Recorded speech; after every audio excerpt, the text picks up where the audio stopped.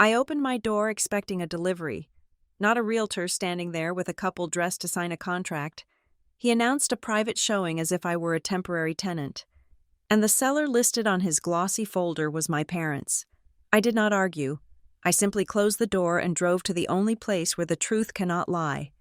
The land records office. The title record revealed a debt trap built on forged paperwork that would ruin me. My name is Olivia Bennett. And the sound that shattered my Saturday morning was not a polite request for entry. It was a heavy rhythmic pounding, the kind of knock that assumes the person on the other side has been waiting for it. I was standing in the center of my living room, a half-empty mug of coffee in my hand, staring at the dust motes dancing in the shaft of sunlight that cut across the floorboards. The peace of Tidehaven usually felt like a physical weight, a heavy blanket of salt air and silence that I pulled over myself every weekend to recover from the city. But that knock stripped it away in a second. I walked to the door, barefoot, feeling the cool tile under my feet. I was not expecting anyone. My phone had been silent all morning. I checked the peephole. The glass warped the image, but the aggression was clear. A man in a navy blue suit stood there, checking a gold watch on his wrist. Behind him, a couple in matching beige linen outfits whispered to each other, looking up and down the hallway as if inspecting the structural integrity of the ceiling. I unlocked the deadbolt and pulled the door open just a few inches. The man in the suit did not wait for a greeting. He stepped forward, his polished shoe crossing the threshold of my doorframe before I could even blink. He was older, tanned in that unnatural way that spoke of tanning beds rather than the beach, and he smelled of expensive cologne and breath mints. "Good morning," he said, though his tone suggested it was already late in the day. "We are here for the 10 o'clock private showing." He tried to push the door wider. Assuming I would naturally retreat, I did not move. I planted my foot against the base of the door, holding it firm. "Excuse me?" I asked. My voice was raspy from sleep, but I sharpened it quickly. "There is no showing. You have the wrong unit." The man sighed, a theatrical puff of air that signaled he was dealing with an incompetence he did not have time for. He reached into a leather portfolio tucked under his arm and pulled out a glossy brochure. He thrust it toward my face. "Sandbar Crest. Unit 4B, he recited, reading from the sheet. 2 bedrooms, 2 baths, oceanfront view. We have a confirmed appointment." My eyes dropped to the paper in his hand. My stomach turned over. A slow, sickening rotation. It was a professional listing flyer, high-resolution photographs, and they were photographs of my apartment. I saw my beige sofa. I saw the throw blanket I had bought in Charleston 3 years ago draped over the armrest. I saw the painting of the lighthouse that my grandfather, Walter, had hung on the wall himself. The photos must have been taken weeks ago, perhaps on a Tuesday when I was at work in the city. Someone had been inside. Someone had walked through my home, staged my furniture, and photographed my life to sell it to strangers. I looked up from the flyer to the man's face. "Who is the seller?" I asked. The realtor gave a tight, patronizing smile. He glanced back at the couple in beige, who were now looking at me with open irritation. They were clearly wealthy, the type of people who bought vacation homes with the same casual effort most people use to buy groceries. "The sellers are Preston and Diane Calloway," the realtor said. The names hit me like a physical blow to the chest. "My parents." He lowered his voice, leaning in as if sharing a conspiracy. "Look, I know moving out is emotional. Your mother mentioned you might be a little attached to the place, but these folks have driven down from Charlotte, and we are on a tight schedule. So if you could just grab your purse and take a walk for 45 minutes. That would be best." He thought I was the tenant, or perhaps the wayward daughter crashing in her parents' investment property. He thought I was an inconvenience to be managed, a stain on the presentation that needed to be scrubbed out before the real business could begin. I felt a coldness spread through my veins, replacing the initial shock. It was the same coldness I used when I audited financial statements for Crownbridge, the ability to detach from the human element and look only at the facts. The fact was, this man was standing in my doorway trying to sell my house. "I am not going anywhere," I said. The woman in the beige outfit spoke up from the hallway. "Is there a problem?" We have a lunch reservation at 12. The realtor turned to them, holding up a hand. Just a minor miscommunication with the occupant. Give us one moment. He turned back to me, his smile gone. Listen to me. The Callaways are very eager to close this deal. You do not want to be the reason this falls through. I have the listing agreement right here. Show me. I said. He blinked. Show me the agreement. I repeated. I did not raise my voice. I did not scream. I simply held out my hand. He hesitated, clearly debating whether to argue or just humor me to get me out of the way. He chose the latter. He flipped through his portfolio and pulled out a stapled document, holding it up but not letting go of it, as if I might snatch it and run. I leaned in. It was a standard exclusive right-to-sell listing agreement. I scanned the bottom of the page. There they were. The signatures were unmistakable. The looping, flamboyant P of Preston, the sharp, angular D of Diane. They had signed it dated 4 days ago. I pulled my phone from my pocket. What are you doing? The realtor demanded. I did not answer. I snapped a photo of the signature page. The shutter sound was loud in the quiet hallway. I snapped a photo of the front page with the property address. I snapped a photo of the realtor's business card, which was clipped to the front of the folder. You cannot just take pictures of my documents, he sputtered, trying to pull the papers away. I stepped out into the hallway, forcing him to step back. I looked at the door frame. There was no lockbox hanging on the handle. I looked around the corner, toward the stairwell railing where service keys were sometimes left. There it was, a gray codified lockbox, clamped tight to the railing. How did you get the code for that? I asked, pointing at the box. The realtor was losing his composure. The buyers were now visibly angry, whispering to each other and checking their phones. Mrs. Callaway provided the code. He snapped. She said she set it up last week. Now, are you going to let us in? Or do I need to call the owners? She set it up last week. That meant my mother had driven down here, to my home, while I was away. She had purchased a lockbox, clamped it to the rail, and put a spare key inside. A spare key that I did not know she had. I took a picture of the lockbox. This is ridiculous, the husband in the beige outfit said. He stepped forward, his face flushing red. We were told this unit was vacant and ready for viewing. If there is a tenant dispute, we are not interested in getting involved. I turned to look at him. He was tall, soft around the middle, with eyes that viewed the world as a series of transactions. To him, I was not a person. I was a defect in the product. I was a scratch on the paint of a new car. There is no tenant dispute. I told him. Good, the realtor said, stepping toward the door again, then step aside. No, I said. I looked the realtor directly in the eyes. There is no dispute because there is no sale.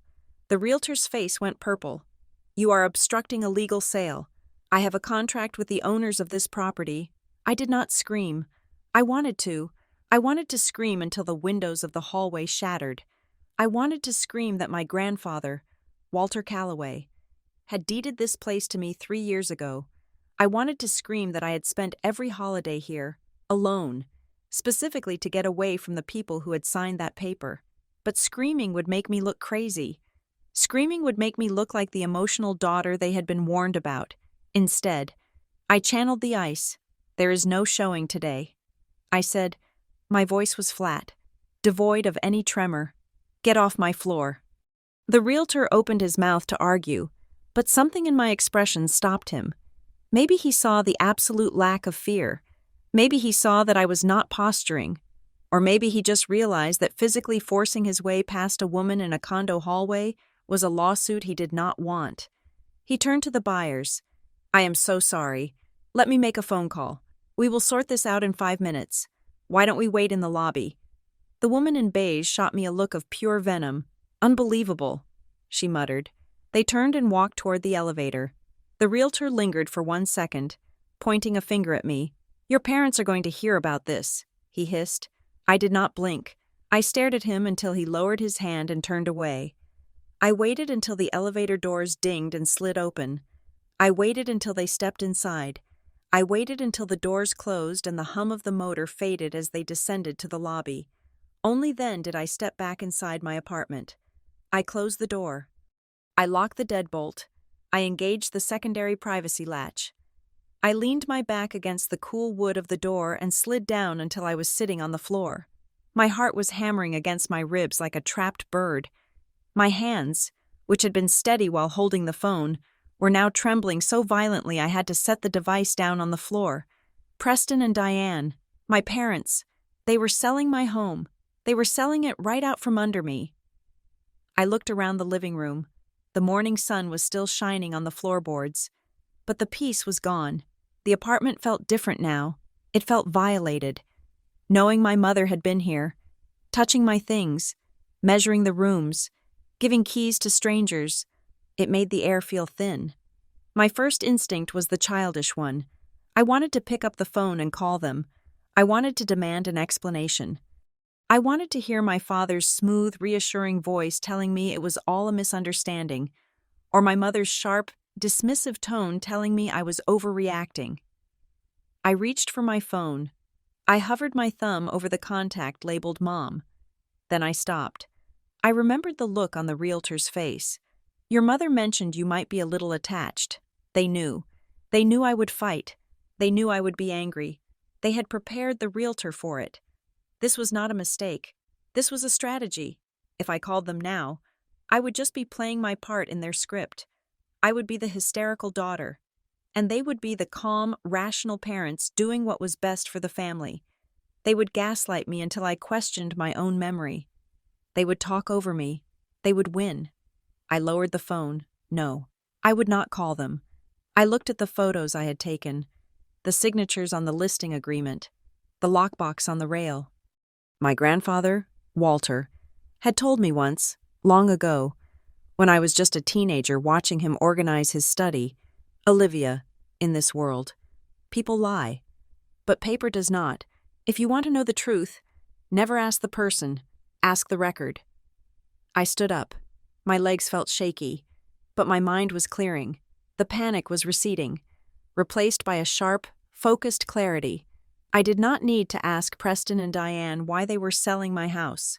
I needed to know how they thought they could. I had the deed. I had seen it. Grandpa Walter's lawyer had handed it to me. I had held the paper that said Olivia Bennett in black and white, but the realtor had a listing agreement signed by them. A listing agreement meant a title search had likely been done, or at least started. A realtor would not list a property if the tax records did not match the seller's name. The thought made the blood drain from my face. If the realtor thought they owned it, that meant the system thought they owned it. I did not change out of my lounge clothes. I pulled on a pair of jeans and a nondescript gray sweater. I grabbed my car keys. I grabbed the folder where I kept my personal documents. Though I knew the original deed was in a safety deposit box in the city, I did not need the paper in my hand right now. I needed to see the digital truth. I walked out of the apartment, ignoring the elevator, and took the stairs down to the parking garage. I did not want to run into the realtor in the lobby. I got into my sedan, the leather seat burning cold against my legs. I drove out of the Sandbar Crest garage and turned left, away from the beach, away from the tourists and the weekend joy. I drove toward the center of town, toward the drab brick buildings of the county administration. I was not going to cry. I was not going to beg. I was going to the Tidehaven County Records Office. I was going to pull the title record. I was going to see exactly what my parents had done. And as I drove, a terrifying thought took root in my mind. If they were bold enough to list the house, they had to be sure they could close the deal. You do not list a house you do not own unless you have already stolen it. I pressed my foot harder on the accelerator. The silence of the car was heavy. But it was better than the lies I would have heard if I had made that phone call. I was done listening to them. It was time to listen to the system. The drive to the county records office was a blur of asphalt and salt marshes, but my mind was traveling backward, spiraling 3 years into the past. I gripped the steering wheel until my knuckles turned white, the physical tension grounding me while my memory replayed the moment this apartment had become mine. It was not a dramatic inheritance scene like in the movies. There was no weeping family gathered in a library while thunder crashed outside. It was a Tuesday afternoon in a sterile office in downtown Charlotte, smelling of lemon polish and old paper, my grandfather's estate attorney. A man named Mr. Abernathy, who wore bow ties without a hint of irony, had slid a single heavy envelope across the mahogany desk toward me. "It is a straightforward bequest. Olivia," Mr. Abernathy had said. His voice was dry, like rustling leaves. "Walter wanted you to have the Sandbar Crest unit. Fee simple. No trust, no conditions, no trustees to oversee your usage. It is yours." I remembered opening the envelope. Inside was the deed. It was heavy, textured paper. I saw my name, Olivia Bennett, typed next to Walter Calloway. It felt less like a transfer of property and more like a transfer of freedom. My grandfather, Walter, was the only person in the Calloway line who understood the suffocating weight of Calloway money. He had bought the condo in Tidehaven 20 years ago, specifically because it was not fashionable. It was not the Hamptons. It was not Martha's Vineyard. It was a sleepy coastal town in South Carolina where the locals drove pickup trucks and the seafood restaurants served food on paper plates. Walter loved it here because nobody cared who he was. He did not have to wear a suit. He did not have to donate to the library fund just to get a good table at dinner. He would sit on that balcony for hours, watching the tide roll in, smoking a pipe he was not supposed to have, and he would tell me that peace was the only luxury money could not actually buy. "You had to carve it out," he would say. "You had to hide it from the people who wanted to measure it." When my parents, Preston and Diane, found out about the condo, they did not scream. They did not threaten to sue the estate. That would have been too vulgar, too loud. Instead, they smiled. I remember the dinner we had a week after the will was read. We were at their estate in Charlotte, seated at a dining table long enough to land a small aircraft on. The room was cold, despite the heating being on, because everything in that house was made of marble and glass. "So, Dad left you the beach shack." My father, Preston, had said, cutting his steak with precise, surgical movements. "That is quaint. It is a lovely gesture." My mother, Diane, had added.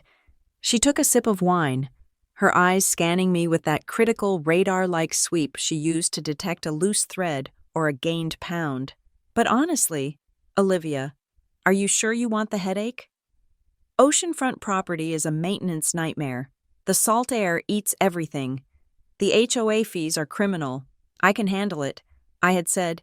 "Of course you can," Diane said, her voice dripping with a sweetness that made my teeth ache. "But why should you? You are working so hard at that little auditing firm. You do not need more bills. Tell you what, we will have our family office handle the taxes and the HOA dues. We will just add it to the family ledger. You just go down there and enjoy the sunshine." It sounded like generosity. To an outsider, it would have looked like loving parents trying to ease the burden on their hard-working daughter. But I knew better. In the Calloway family, money was never a gift. It was a leash. If they paid the taxes, they would see the bills. If they saw the bills, they would know when I was there. If they paid the HOA, they would have a direct line to the building management. They would be the ones the property manager called if a pipe burst. They would be the point of contact. Slowly, incrementally, the condo would cease to be mine and would become another asset in the Calloway portfolio, with me merely listed as the occupant. No thank you. I had told them. I prefer to manage it myself. Preston had stopped chewing. He looked at me, his eyes narrowing just a fraction. It was the look he gave junior executives who questioned his strategy in board meetings. "Suit yourself," he had said. "Just do not come crying to us when the roof leaks and you are $5,000 in the hole." I never did. For 3 years, I kept that condo as separate from them as a quarantine zone. I paid the property taxes from my own checking account, even when it meant skipping vacations or buying generic groceries. I paid the special assessments for the elevator repair. I fixed the garbage disposal myself after watching 3 hours of video tutorials because I did not want to ask them for a contractor recommendation. I treated Tidehaven as my secret life. I never posted photos of the view on social media. I never invited my parents to visit. I never told them which weekends I was going down. To them, I was just Olivia, the slightly disappointing daughter who worked a boring job and lived in a rented apartment in the city. They did not need to know that on Friday nights. I drove 3 hours to the coast to breathe air that did not taste like their expectations. I thought I was being paranoid. I thought I was being overly dramatic, guarding my independence like a dog guarding a bone, but driving past the familiar landmarks of the town center. The surf shop with the faded sign, the diner where Walter used to buy me pancakes. I realized I had not been paranoid enough. I had made one fatal mistake. I believed that the law was a static thing. I believed that because a piece of paper in a vault said the condo was mine, it was untouchable. I believed that ownership was a fact, like gravity. But my parents did not live in the world of facts. They lived in the world of influence. The realtor at my door this morning proved that. The lockbox on the railing proved that. My mother had not just casually suggested selling the place, she had actively facilitated it. She had driven down here, she had walked up those stairs, she had engaged a realtor, she had provided a key. Where did she get the key? I felt a fresh wave of nausea as the memory surfaced. 2 years ago, I had lost my purse at a charity gala I was forced to attend. My wallet, my phone, my keys. My mother had found it for me at the coat check an hour later. She had handed it back with a relieved smile. You have to be more careful. Olivia. She must have copied the keys then. She had probably carried a copy of my condo key in her purse for 2 years. Waiting for the right moment to use it. Waiting for a moment when the market was hot. Or when she simply decided that I had played house long enough. It was not about the money. Preston and Diane had more money than they could spend in 10 lifetimes. Selling my condo for $500,000 was a rounding error for them. This was about correction, to them. My independence was a clerical error. It was a mistake in the ledger that needed to be fixed. They could not stand that I had something they did not control. They could not stand that I was happy in a way they did not authorize. I remembered the last time I saw Grandpa Walter alive. He was in the hospital, hooked up to machines that beeped in a rhythm that sounded like a countdown. He had pulled me close, his grip surprisingly strong for a dying man. He had whispered something that I had written down in my journal but never truly understood until this morning. Watch out for your father. Livy, he had wheezed. He thinks he is a businessman, but he is a shark. And remember this, poor men rob you with a gun. Rich men rob you with paper. They do not take with muscles. They take with paper. They take with paper. The listing agreement the realtor held. It was paper. The offer the couple in beige was about to sign. It was paper. And whatever document gave them the audacity to list my home as their own, that was paper too. I turned the car into the parking lot of the county administration complex. The building was ugly. A block of gray concrete from the 70s, surrounded by struggling palm trees. It looked nothing like the gleaming glass towers my father operated from, but this was where the truth lived. I parked the car and turned off the engine. The silence rushed in.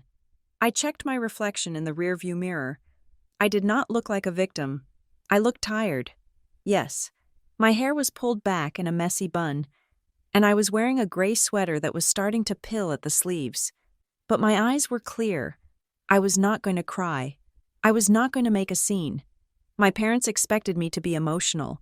They expected me to call them screaming, so they could calm me down and explain that this was all for the best, that they were investing the proceeds for my future, that I should be grateful. They relied on me acting like a daughter, but today, I was not a daughter. I was an auditor. I dealt in paper trails. I dealt in timestamps and signatures and chain of custody. If they wanted to play a game of paper, I was going to bury them in it. I grabbed my bag and stepped out of the car. The humid air hit me, thick and heavy. I walked toward the glass doors of the records office. I did not run. I walked with the steady, measured pace of someone who knows exactly where the bodies are buried and has brought a shovel. I was about to find out exactly how they did it. I was about to see the paper weapon they had used to stab me in the back. And for the first time in my life, I was not afraid of what Preston and Diane Calloway could do. I was only interested in what they had already done. The automatic doors slid open with a hiss, and I stepped into the cool, fluorescent-lit air of the government building. The smell of bureaucracy, toner ink and floor wax, filled my lungs. Game on. I thought, the Tidehaven County Records Office was a place where dreams were reduced to data points. It was a windowless room on the first floor of the administration building, illuminated by rows of fluorescent tubes that buzzed with a low, headache-inducing hum. The air smelled of stale coffee, floor wax, and the distinct, dry scent of thousands of decaying paper files. I pulled a ticket from the red dispenser by the door. Number 42. I looked at the digital counter above the row of plexiglass windows. Number 38 was currently being served. I took a seat in one of the hard orange plastic chairs bolted to the floor. The room was sparsely populated. Two men in dirty work boots were leaning over a map spread out on a high table, arguing in hushed tones about a property line. A woman with a stroller was filling out a birth certificate request form. Looking exhausted, this was the engine room of the county. This was where marriages were recorded, where businesses were registered, and where property rights were cemented. Outside, on the beach, people saw condos and houses. In here, those homes were just parcel identification numbers and tax assessments. I watched the counter. Number 39, number 40. My leg bounced up and down. A nervous tic I could not suppress. I forced myself to stop. I needed to be calm. I needed to be professional. I was not a victim coming to beg for help. I was an auditor coming to inspect a file. Number 42. I stood up and walked to the window. The clerk behind the glass was a middle-aged woman with reading glasses perched on the end of her nose and a name tag that read, Janice. She looked like she had seen everything from furious ex-wives to confused developers, and she had the weary patience to prove it. "Can I help you?" she asked, her fingers hovering over a stained keyboard. I slid a piece of paper under the glass partition. On it, I had written the parcel identification number for my condo. I had memorized it years ago, the same way I memorized my social security number. I need a current title status report for this parcel. I said, I want to see the current owner of record and any recent instrument filings. Janice adjusted her glasses and typed the number into her terminal. The keys clacked loudly in the quiet room. She hit enter. I watched her face. I was looking for a flicker of recognition, a frown, anything. She stared at the screen. She squinted slightly. Then she stopped typing. The silence stretched for 5 seconds, 10 seconds. Usually, this was a 20-second transaction. You punch in the number, you print the summary, you charge the fee. But Janice was not printing anything. She was reading. Her eyes moved back and forth across the monitor, reading a history that should have been simple. She looked up at me. Her expression had shifted from boredom to a guarded curiosity. "Are you Olivia Bennett?" she asked. "Yes," I said. I reached into my bag and pulled out my driver's license, pressing it against the glass. "That is me." Janice looked at the license, then back at the screen. She lowered her voice, leaning closer to the microphone. "Ma'am, can I ask why you are requesting a current owner search?" I kept my voice steady. "Because I own the property." Janice hesitated. She bit her lip. She looked around the office, as if checking to see if anyone was listening. "Ms. Bennett," she said slowly, "why is your name in the chain of title history?" The phrasing stopped my heart. In the chain of title history, not on the title, in the history, as in past tense. I felt the blood drain from my face, leaving my skin cold. "What do you mean?" I asked. My voice sounded hollow in my own ears. Janice turned her monitor slightly so I could see it through the glass. It was an old interface, black background with bright green text, the kind of legacy system that government offices refuse to upgrade. "Look here," she said, pointing with a pen. I leaned in, squinting against the glare. I saw the parcel ID at the top. Below it was a list of transactions. The first entry was from 3 years ago. Executor deed. Grantor. Estate of Walter Calloway. Grantee. Olivia Bennett. That was correct. That was my inheritance. But there was a new entry above it. The text was bright green, indicating it was a recent addition to the database. Quitclaim deed. Grantor. Olivia Bennett. Grantee. Preston Calloway and Diane Calloway. As joint tenants with rights of survivorship. I stared at the letters. They swam before my eyes. Grantor. Olivia Bennett. That meant I was the seller. That meant I had given it away. I looked at the date next to the entry. Recording date. January 22nd, 2026. Time? 4:32 in the afternoon. Yesterday. They had recorded it yesterday afternoon. While I was sitting at my desk in the city, 500 miles away, finishing a quarterly audit report, while I was ordering Thai food for dinner, while I was watching a documentary before bed, at that exact moment, my parents were electronically stripping me of the only thing I truly owned. No, I whispered. Ms. Bennett? Janice asked. I looked up at her. The room felt like it was tilting.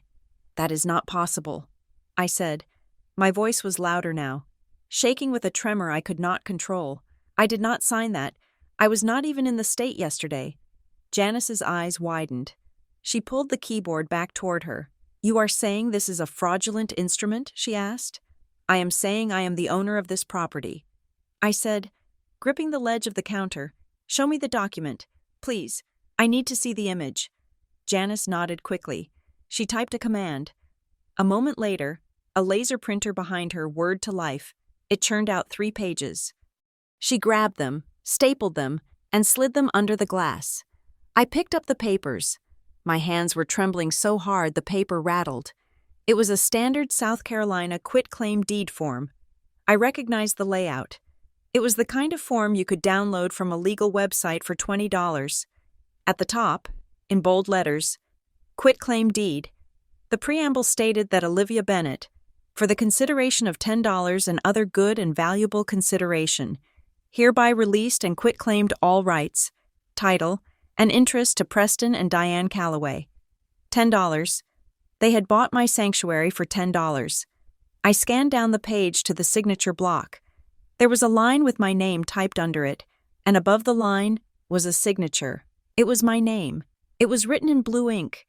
It had the loops and the slant that looked like mine. If I were a stranger, I would say it was my signature. But I was an auditor.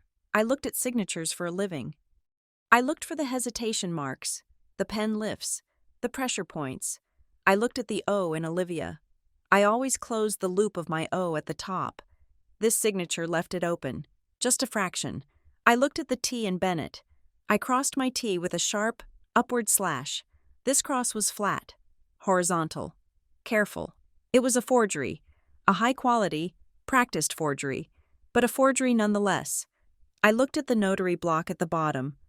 Personally appeared before me, Olivia Bennett, via two-way audio-video communication technology, remote online notarization. They had used an online notary. That was how they bypassed the physical presence requirement. They did not need me in the room. They just needed someone on a webcam who looked like me. Or a notary who was willing to look the other way. I looked up at Janice. She was watching me closely, her hand hovering near a phone on the wall. This is a forgery, I said. I did not sign this. I have never seen this document in my life. Janice nodded. She did not argue. She did not ask if I was sure. She had worked in records long enough to know the look of someone who had just been robbed on paper. Stay right there, she said. She picked up the phone and dialed a 3-digit extension. Supervisor, she said into the receiver. Front counter. I have a possible code 44. Yes. Current owner is disputing a recorded instrument. Yes. She is standing right here. Okay. She hung up and turned back to me. My supervisor, Mrs. Gable, is coming down. She said, do not leave. I am not going anywhere. I said, I looked back at the document. The date of the signature was listed as yesterday. The location of the notary was listed as a county in Virginia.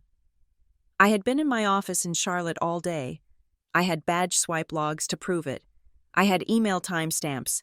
I had a Zoom call recording from 2 in the afternoon. The anger that had been simmering in my gut since the morning suddenly turned into ice. It was a cold, hard resolve. Preston and Diane had made a mistake. They thought that by using the legal system, they were making this official. They thought that by recording the deed, they were finalizing their victory. But they had forgotten what I did for a living. When you record a document, you create a public record. You create evidence. If they had just changed the locks and bullied me, it would be a civil dispute. It would be a messy family argument. But by filing this piece of paper, they had committed a crime. They had filed a false instrument with a government agency. A heavy door behind the counter opened, and a woman in a gray blazer stepped out. She was older than Janice, with short, steel-gray hair and a face that looked like it was carved from granite. This was Mrs. Gable. She walked straight to Janice's terminal and looked at the screen. She studied the green text for a long moment. Then she looked at the paper in my hand. Finally, she looked at me. "Ms. Bennett?" she asked. Her voice was low and authoritative. "Yes," I said. "Janice tells me you are claiming the quitclaim deed recorded yesterday is fraudulent." "It is," I said. "I did not sign it. That is not my signature. And I was not in Virginia yesterday to appear before that notary." Mrs. Gable nodded. She did not blink. "We take the integrity of our records very seriously," she said. "But you need to understand, once a document is recorded, we cannot just delete it. It is part of the permanent ledger. We cannot simply hit undo." "I know." I said, "I want to file a sworn affidavit of forgery, and I want to place a fraud alert hold on the parcel immediately." Mrs. Gable raised an eyebrow. She seemed surprised that I knew the terminology. "You can file an affidavit," she said. "That will serve as a cross-reference to the deed, alerting anyone who searches the title that the validity is disputed. And we can place an administrative hold, but that only stops future recordings for a limited window while we investigate the submission. It does not invalidate the current deed. Only a court order can do that." "I understand." I said, "I want the hold. I want to stop them from doing anything else. If they transferred the title yesterday, they might be trying to leverage it today." Mrs. Gable looked at Janice. "Pull the submission log for that instrument." She ordered. "I want to see how it came in. Was it over the counter or e-recording?" "It was an e-recording," Janice said, tapping a few keys. "Submitted by a third-party vendor." "Vendor name?" Mrs. Gable asked. Janice squinted at a code on the screen. "It looks like Quick Close Title Services." I memorized the name instantly. Quick Close Title Services. Mrs. Gable turned back to me. "Ms. Bennett, I need you to fill out this form. It is a sworn statement. You are under penalty of perjury. If you say this is a forgery and it turns out you did sign it, you will be the one facing charges. Give me the pen." I said. Janice slid a clipboard and a black ballpoint pen under the glass. I took the pen. My hand was steady now. I filled in my name. I filled in the parcel number. I checked the box that said forgery/identity theft. In the description field, I wrote in clear, block letters, "I, Olivia Bennett, did not sign the quitclaim deed recorded on January 22nd, 2026. The signature is a forgery. The notarization is fraudulent. I maintain sole ownership of this property. I signed the bottom of the form. My real signature, the one with the closed O and the sharp T." I slid the clipboard back. Mrs. Gable took it. She stamped it with a heavy mechanical thud. "Received." She looked at me with a gaze that was no longer bureaucratic. It was almost sympathetic. "We are placing the hold now," she said. "A red banner is going to appear on this parcel in our internal system. If anyone tries to record a mortgage, a lien, or another deed, it will be flagged and rejected." "Thank you," I said. "But Ms. Bennett," she added, her voice dropping to a whisper, "you need to know something." "What?" I asked. "Janice, show her the cue," Mrs. Gable said. Janice typed another command. The screen flickered. A new list appeared. This was not the history. This was the pending queue, the list of documents that had been submitted but not yet fully processed and indexed. "There is another document in the hopper." Mrs. Gable said. It came in 20 minutes ago. I looked at the screen. It was not a deed. Instrument type, mortgage, grantor/borrower, Preston Calloway and Diane Calloway, lender, Shadow Creek, private equity, LLC, amount, $450,000. I felt the air leave my lungs. They were not just selling the condo, they were mortgaging it. They were cashing out. They were taking a hard money loan against the equity of the property. $450,000. If that mortgage went through, the condo would be encumbered. Even if I got the title back, I would be fighting a lender who had a valid claim on the asset. My parents were trying to strip the equity before I could stop them. Is that recorded yet? I asked. My voice was tight. Mrs. Gable looked at the timestamp. Not yet. It is in the verification queue. Kill it, I said. Mrs. Gable nodded. Because you filed the affidavit, and because we have the hold. I can reject this submission for title defect, but I have to do it right now. Do it, I said. Mrs. Gable reached over Janice's shoulder. She pressed a series of keys. She hit a final button that said, Reject, on the screen. The status of the mortgage changed from pending to rejected. Admin hold. I let out a breath I did not know I was holding. We stopped the money. Mrs. Gable said, For now, but whoever submitted this, they are going to know within minutes that the transaction failed. They are going to get a notification that there is a fraud alert on the property. Good, I said. Let them know. I looked at the printed quitclaim deed in my hand. I looked at the fake signature. My parents were not just controlling. This was not just about protecting me. This was predatory. They were treating me like a distressed asset to be liquidated. Mrs. Gable looked at me. You need a lawyer, she said, and you might want to call the police. This is grand larceny. I folded the paper and put it in my bag. I am not calling the police yet, I said. Not until I have the rest of the proof. What else do you need? Janice asked. You have the deed. I need the video, I said. Janice and Mrs. Gable exchanged a confused look. The video? Janice asked. I pointed to the notary block on the forged deed. Remote online notarization, by law. The notary has to record the audio-video session of the signing. They have to keep it for 10 years. I looked at Mrs. Gable. Somewhere on a server, there is a video of the person who pretended to be me. There is a video of my parents sitting next to a stranger. Or maybe sitting next to an empty chair, lying to a camera. I need that video, I said. Mrs. Gable nodded slowly. She understood. That would be held by the notary or the platform provider. She said, Not us. I know. I said, I looked at the notary's name on the stamp, Sarah Jenkins, Commonwealth of Virginia. I am going to find Sarah Jenkins. I said. I turned away from the counter. The fluorescent lights seemed brighter now, harsher. The hum of the room sounded like a warning siren. I had stopped the mortgage. I had locked the title, but the war had just begun. My parents would get the rejection notice any minute now. They would know I knew. I walked out of the records office and into the humid heat of the afternoon. I pulled my phone from my pocket. I had a lot of calls to make. But first, I took a photo of the rejected mortgage status on the screen that I had captured in my mind. I was going to need every scrap of paper I could get. Mrs. Gable laid the high-resolution scan of the quitclaim deed on the counter between us. It was no longer just a green entry on a computer screen. It was a crime scene captured in toner and white paper. Look closely at the stroke width, Mrs. Gable said, tapping the paper with a manicured fingernail. She had shifted from administrator to investigator, her voice dropping to a low, clinical hum. I leaned in, my elbows resting on the cold laminate of the counter.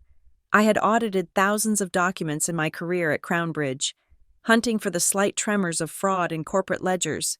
But this was different. This was my own name. The signature looked perfect at first glance. Too perfect. When I sign my name, especially the B in Bennett, my hand always hesitates at the bottom of the downstroke before coming back up for the loops. It is a muscle memory tick, a microscopic pause that leaves a tiny pool of ink. But on this paper, the B was fluid. It was a continuous, confident glide. It is a trace, I said, pointing to the curve. Look at the uniformity of the pressure. No human hand writes with this level of constant velocity unless they are following a line that is already there, or if it is a machine, Mrs. Gable nodded, or a stylus trace on a tablet, smoothed out by software. She flipped the page to the notary block. The certificate language was standard, citing the specific Virginia code for remote online notarization. It looked legitimate. It had the electronic seal, the commission expiration date, and the disclaimer about audio-video technology. Check the timestamp, I said. Mrs. Gable pointed to the metadata footer. Notarization Act complete. January 22nd, 2026, at 2:15 in the afternoon. I pulled my phone out and opened my work calendar app. I scrolled back to yesterday, at 2:15 yesterday. I was not in Virginia. I was not even on a break. I turned the phone screen toward Mrs. Gable. I was on a recorded video conference call for Crownbridge Audit Group. I said, we were doing a closing audit for a client in Denver. There were 6 other people on the line. The call lasted from 1:30 to 3 o'clock. I have the log, the invite, and the IP address of my laptop in Charlotte. You have an ironclad alibi, Mrs. Gable said. She pulled the paper back. But the system does not know that. The system only sees a valid digital certificate. She turned back to her computer terminal. I want to see who pushed this button. E-recording vendors are usually strict. They do not just let anyone upload a deed. She typed rapidly, accessing the back-end metadata of the submission. This was the data that did not show up on the public search, the digital fingerprints of the uploader. Here is the submitter profile, she said. I looked at the screen. The vendor listed was Rapid Clear Title Solutions, a massive clearinghouse used by thousands of agencies. It was clean, but Mrs. Gable clicked on the Transaction Detail tab. The user account associated with the upload was listed as PDC Holdings Trust, PDC, Preston and Diane Calloway, and there, in the field labeled Submitter Contact Phone, was a number I knew better than my own, 704-555-0192. I felt a cold smirk touch my lips. My father was sloppy. He was arrogant. He assumed that nobody would ever look this deep into the routing data. He used his personal cell phone number for the contact field, probably because he wanted to be the one to answer if there was a technical glitch. That is him, I said. That is my father's cell phone. Mrs. Gable hit the print key. We are keeping this. This links the fraudulent instrument directly to him. It is not just a random identity theft anymore. She grabbed the sworn statement I had signed earlier and placed it into a heavy folder. Then she turned to her keyboard and entered a command code I had never seen before. I am activating the Level 3 fraud lock, she said. She hit enter. On the large monitor mounted on the wall behind her, the status of my parcel changed. A bright red banner appeared across the top of the screen, flashing with the words, Hold active, fraud alert. It felt like watching a gate slam shut. Take a picture of that, Mrs. Gable said, gesturing to the screen. You will want the timestamp. I raised my phone and snapped the photo. The red banner glowing above my parents' names was the most beautiful thing I had seen all day. It was a digital shield. For the first time since the realtor knocked on my door, I felt a tiny fraction of control returning. We have frozen the parcel, Mrs. Gable said, turning back to me. Nothing gets in or out without my manual override. If they try to sell it, the title search will hit a brick wall. If they try to refinance, the bank will see the red flag and run. Thank you, I said. I mean it. Mrs. Gable was about to respond when a soft chime sounded from her computer speakers. It was a different sound than the keystrokes, a sharp, insistent ping. She frowned and looked down at her monitor. Another window had popped up in the bottom right corner. It was pulsing yellow. What is that? I asked, the knot in my stomach tightening again. Mrs. Gable leaned in, her eyes narrowing. We just got another submission entering the queue, she said. Her voice was puzzled. Is it the mortgage I rejected? I asked. No, she said slowly. That one is dead. This is something else. She clicked on the notification to expand it.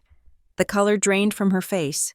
She looked up at me, and for the first time, I saw genuine alarm in her eyes. Ms. Bennett, this is not coming from the title vendor. This is coming through the consumer portal, and it is not a deed. What is it? I demanded. She turned the screen so I could see. It was a deed of trust, a mortgage instrument, but it was not Preston and Diane borrowing against the house. The borrower listed on the application was Olivia Bennett. My heart stopped. They were not trying to sell the house anymore. They were trying to load it with debt in my name. And then I saw the attachment icon next to the file. Mrs. Gable clicked it. An image filled the screen. It was a driver's license. It was my face. It was my name. But it was the license I had lost 3 years ago. The one with the old hairstyle. The one I had reported missing the same night my mother found my purse at the gala. Someone was using my old ID to verify my identity for a loan. And because the borrower was me, and the owner was technically me, according to my claim. This document was designed to bypass the seller verification checks. They are doubling down, I whispered. Mrs. Gable's hand hovered over the keyboard. They are playing very fast, she said. Whoever is doing this knows exactly how to game the gap between a hold and a rejection. I looked at the screen, at the face of my younger self staring back at me from a stolen ID, and I realized this wasn't just about a condo anymore. They were trying to bury me. The yellow notification window on Mrs. Gable's monitor was pulsating like a warning light in a cockpit. It was a small, unassuming rectangle of pixels. But it held enough voltage to stop my heart. Mrs. Gable clicked the expand button. The screen refreshed, wiping away the map of my parcel and replacing it with a document intake form. This is not a sale, Mrs. Gable said. Her voice had lost its administrative polish. It was now sharp, clipped, and urgent. I leaned over the counter, disregarding the invisible barrier that usually separates the public from the officials.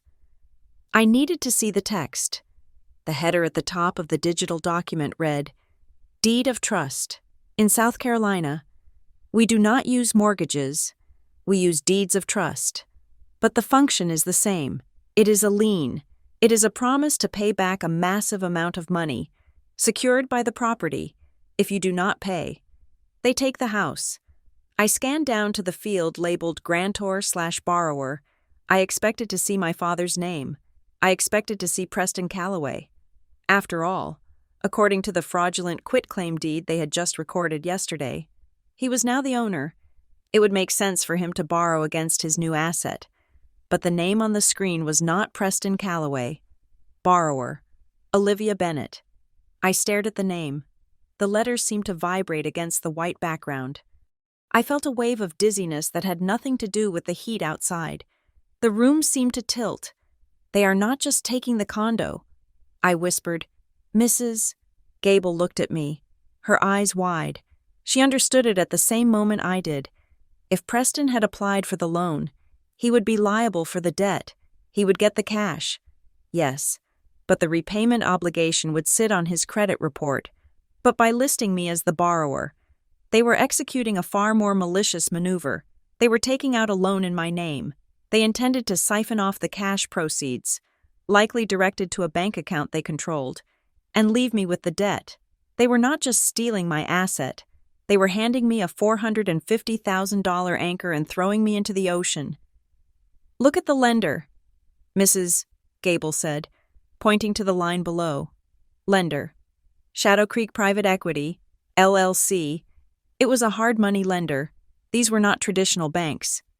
They were high-interest, fast cash operations that did not ask too many questions as long as the equity was there. They charged 12% interest, sometimes 15%. If this document had been recorded, I would owe Shadow Creek $450,000.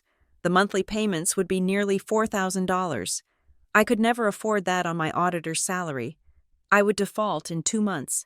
Shadow Creek would foreclose. I would lose the condo. My credit score would be incinerated, and I would be buried in deficiency judgments for the rest of my life. It was a financial assassination. How did they get this far? I asked. My voice was shaking. To get a loan like this, you need ID. You need identity verification. You cannot just type a name. Mrs. Gable scrolled down to the attachments section of the submission. There is a compliance package attached, she said. Let us see what they uploaded. She double-clicked a file labeled identity_verification_ob.pdf. The image popped up. It was a color scan of a South Carolina driver's license. I looked at the face on the screen. It was me, but it was a younger version of me. My hair was longer, highlighted with blonde streaks I had tried out 5 years ago and immediately regretted. The cheeks were rounder.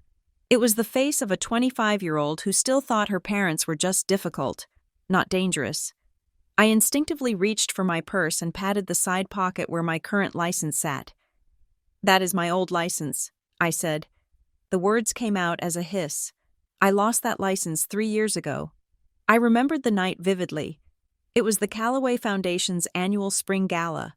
I hated those events. The forced smiles, the heavy gowns, the donors who looked at me like I was livestock to be auctioned off to a suitable husband. I had left my clutch on a table while I went to the restroom. When I came back, it was gone. I had panicked. I spent 20 minutes searching under tables. Then my mother, Diane, had appeared. She was holding my clutch. "Oh, Olivia," she had said, shaking her head with that pitying smile. "I found this at the coat check. You really must be more careful with your things. One day you will lose something you cannot get back." She had handed me the clutch. I checked inside. My phone was there. My lipstick was there. I assumed my license was there too. I did not check the card slot until 2 days later. When I was buying wine, it was empty. I told my mother I had lost it. She had sighed and said, "Well, go get a new one." I certainly do not have it. She had lied. She had kept it. She had slid it out of my wallet that night at the gala and tucked it into her own evening bag. She had held on to it for 3 years, preserving it like a specimen in a jar, waiting for the day she might need to become Olivia Bennett. "That is expired," I said, pointing at the screen. "Look at the expiration date." Mrs. Gable zoomed in. EXP, the 5th of December, 2025. "It expired 8 months ago," she said. "But Shadow Creek Private Equity might not care, or they might not have noticed. Or maybe the notary they used was paid to overlook it." She closed the image and went back to the log. "Here is the good news," she said. Though her face remained grim, the system rejected it. She pointed to the status line. Status, rejected. System hold. Because I had put the fraud alert on the parcel 10 minutes ago. The automated gatekeeper had slammed the door on this submission. The hard money lender's recording agent had tried to push it through, and the county server had spat it back out. I let out a breath that felt like it had been trapped in my lungs for an hour. "They failed," I said. "They failed to record it." Mrs. Gable corrected, "But the attempt is a crime, and the attempt leaves a digital footprint." She clicked on the transmission log tab. This was the raw data of the submission. It showed the IP address, the time to the millisecond, and the user account credentials of the person who hit send. "I want to know who sent it." I said, "Was it my father again?" Mrs. Gable squinted at the text. "No," she said slowly. "This was not uploaded by a title company or a vendor. This was a direct upload through our public portal. Anyone can create an account if they pay the subscription fee." She highlighted the line labeled Authorized Filer Account. The name associated with the account was not Preston Callaway. It was not Diane Callaway. It was Sloane Callaway. I stared at the name of my younger sister. Sloane, who was 24 years old. Sloane, who sent me memes about cats and complained about her Pilates instructor. Sloane, who still lived in the guest wing of the main estate because she was too terrified to leave the golden cage. My first instinct was denial. Sloane would not do this. She did not have the malice. She was spoiled, yes, and perhaps a bit willfully ignorant of how the world worked, but she was not a predator. She was the kind of girl who cried when she ran over a squirrel. She could not mastermind a $500,000 mortgage fraud, but the name was there. Sloane Callaway. Mrs. Gable looked at me. Is that a relative? My sister, I said. My voice was flat. I closed my eyes for a second. Picturing the layout of my parents' house, I knew exactly where the computer was. It was in my father's study. A room Sloan was barely allowed to enter, if Sloan's name was on the account. It did not mean Sloan was sitting at the keyboard. It meant my father was using her. He knew that using his own name again was risky. He knew that if things went south, he needed a layer of insulation. He needed a fall guy, or in this case, a fall girl. He had probably set up the account in her name. He probably used her credit card to pay the fees. He was hiding behind his own daughter, setting her up to take the felony charge if the police ever came knocking. That is a special kind of evil. I thought, to steal from one daughter and frame the other. I opened my eyes. The anger that had been cold and sharp was now burning hot. It was no longer just about the condo. It was about the fact that Preston and Diane Calloway consumed everything they touched. They consumed property. They consumed privacy. And they consumed their own children. They are using her. I told Mrs. Gable. She does not even know she is doing it. Or if she does, she thinks she is just signing a paper to help Daddy with a business deal. Mrs. Gable did not offer an opinion on my family dynamics. She stayed focused on the screen. Ms. Bennett, look at the timestamp on the rejection. I looked. Rejected at 2:45:12 p.m. That was 3 minutes ago. Whoever is doing this, whoever is sitting at that computer, they just got the error message, Mrs. Gable said. They are looking at a screen right now that says, Fraud Hold Active. They know you stopped them. They know I am here. I said. Mrs. Gable nodded. And if they are desperate, or if they are arrogant, they might try to override it. They might try to fax it. They might try to physically come here. She reached under the counter and pulled out a fresh sheet of paper. She printed the rejection log. She printed the image of the fake ID. She printed the screen showing Sloan's account details. She stapled the packet together with a force that echoed in the quiet room. Ms. Bennett, she said, handing me the stack. You have the affidavit. You have the proof of the forged deed. And now you have proof of attempted mortgage fraud using a stolen identity. She pointed to the wall behind me. If you walk out those glass doors and turn left, about 50 yards down the hallway, there is a sheriff's substation. There is usually a deputy on duty until 5 o'clock. I took the papers. They felt heavy in my hand. You are saying I should go now. I said. Mrs. Gable looked me dead in the eye. I am saying that what I see on this screen is a felony in progress. She said, I am an administrator. I can block a document, but I cannot arrest your parents, and I cannot protect you if they decide to come down here to fix the problem themselves. She glanced at the clock on the wall. It was almost 3 in the afternoon. If you want the law to see what I am seeing before the system archives it or purges the temp files, you need to walk down that hall right now. I looked at the stack of papers. This was the nuclear option. Once I walked into that sheriff's office, I was crossing a line I could never uncross. I would be initiating a criminal investigation against my own family. There would be no more Thanksgiving dinners. There would be no more polite pretenses. This was war. I thought of the realtor standing at my door, treating me like a squatter. I thought of my mother stealing my license at the gala. I thought of Sloan's name being used as a shield for my father's greed. I looked at Mrs. Gable. Thank you, I said. I turned around. I did not look back at the screen. I did not look at the other people in the waiting room. I walked out of the records office, clutching the evidence to my chest. I turned left. The hallway stretched out before me, long and polished. At the end, I saw the frosted glass door with the gold star decal. Sheriff's Department. Civil Records Division. I began to walk toward it. My heels clicked on the terrazzo floor. A steady, rhythmic march. With every step, I felt the weight of the dutiful daughter falling away, leaving only the cold, hard resolve of the plaintiff. The glass door to the sheriff's substation was heavy, the kind of reinforced barrier that required a deliberate shove to open. I pushed through it, leaving the hallway air behind for an atmosphere that was cooler and smelled faintly of gun oil and industrial cleaner.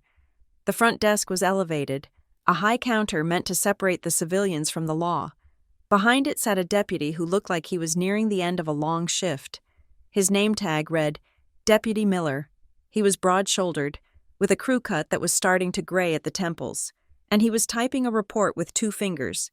I did not approach him like a hysterical daughter. I approached him like an auditor presenting a finding of material non-compliance. I need to file a report regarding real estate fraud and identity theft. I said. Deputy Miller stopped typing. He looked up, his eyes scanning me for the usual signs of domestic disturbance. Tears, bruises, shaking hands. When he saw none, he leaned back in his chair. Is this a civil dispute, ma'am? He asked. Because if it is a landlord-tenant issue, we cannot help you. It is not a tenant issue, I said. It is forgery. It is the filing of a false instrument with a government agency, and it is happening right now. Down the hall in the records office, I placed the stack of papers Mrs. Gable had given me onto the counter. I laid them out in a precise row, moving from left to right. This is the original deed proving I own the property at Sandbar Crest, I said, pointing to the first document. This is a quitclaim deed recorded yesterday that transfers my property to my parents. I did not sign it. The signature is a forgery. I moved my finger to the next paper.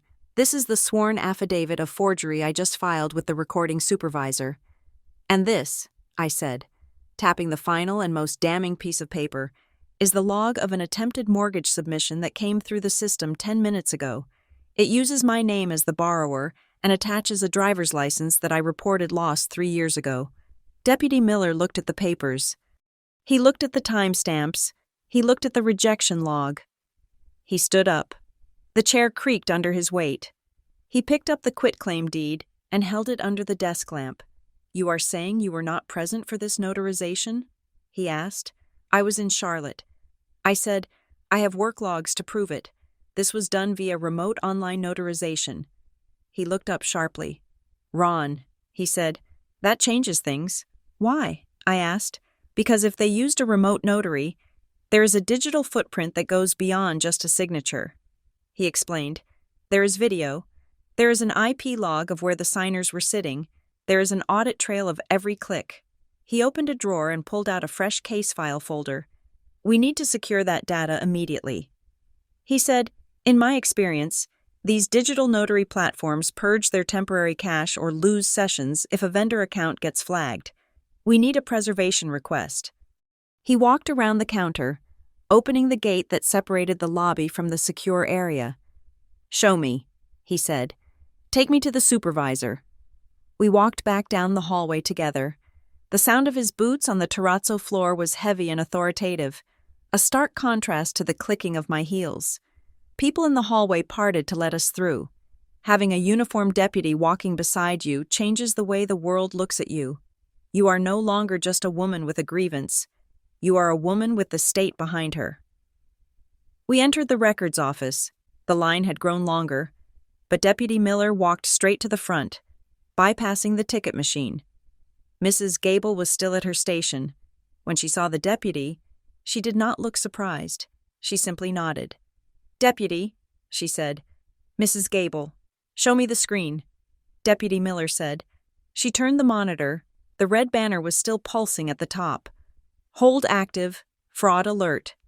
Deputy Miller leaned in, his hand resting on his utility belt. He read the alert. Then he pointed to the rejected mortgage submission in the queue. That is the attempt? He asked. Came in at 2:45. Mrs. Gable confirmed. We blocked it because Ms. Bennett had just signed the affidavit. But look at the attachment. She opened the file again. The scan of my old driver's license. Deputy Miller studied the face on the screen. He looked at me, comparing the woman standing next to him with the younger version on the monitor. Who has access to this ID? He asked. He turned his body fully toward me, blocking out the rest of the room. This was the cop question. This was the moment where he tested my story. Ms. Bennett, you said you lost this 3 years ago. Did you file a police report then? No. I said, I was at a family charity gala. My mother told me she found my purse at the coat check. Everything was inside except the license. I assumed it had fallen out in the car or on the street. I just ordered a replacement online. So you are saying a stranger found it? He asked. I looked him in the eye. No.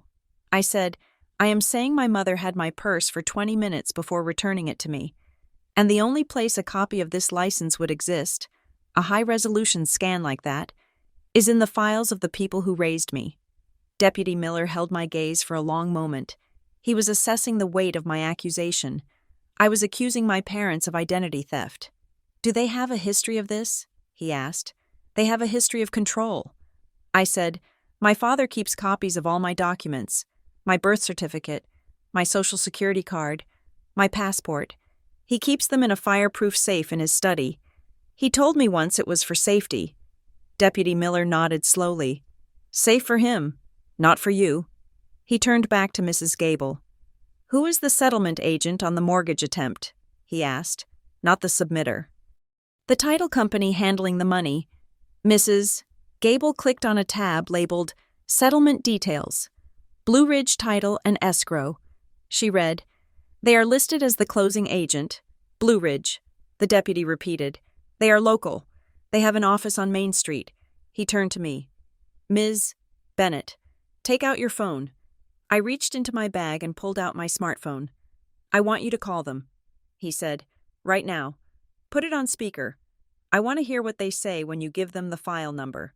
But do not tell them I am standing here, he added. Just tell them who you are and that you know about the filing. I want to hear their reaction before they know law enforcement is involved. I nodded.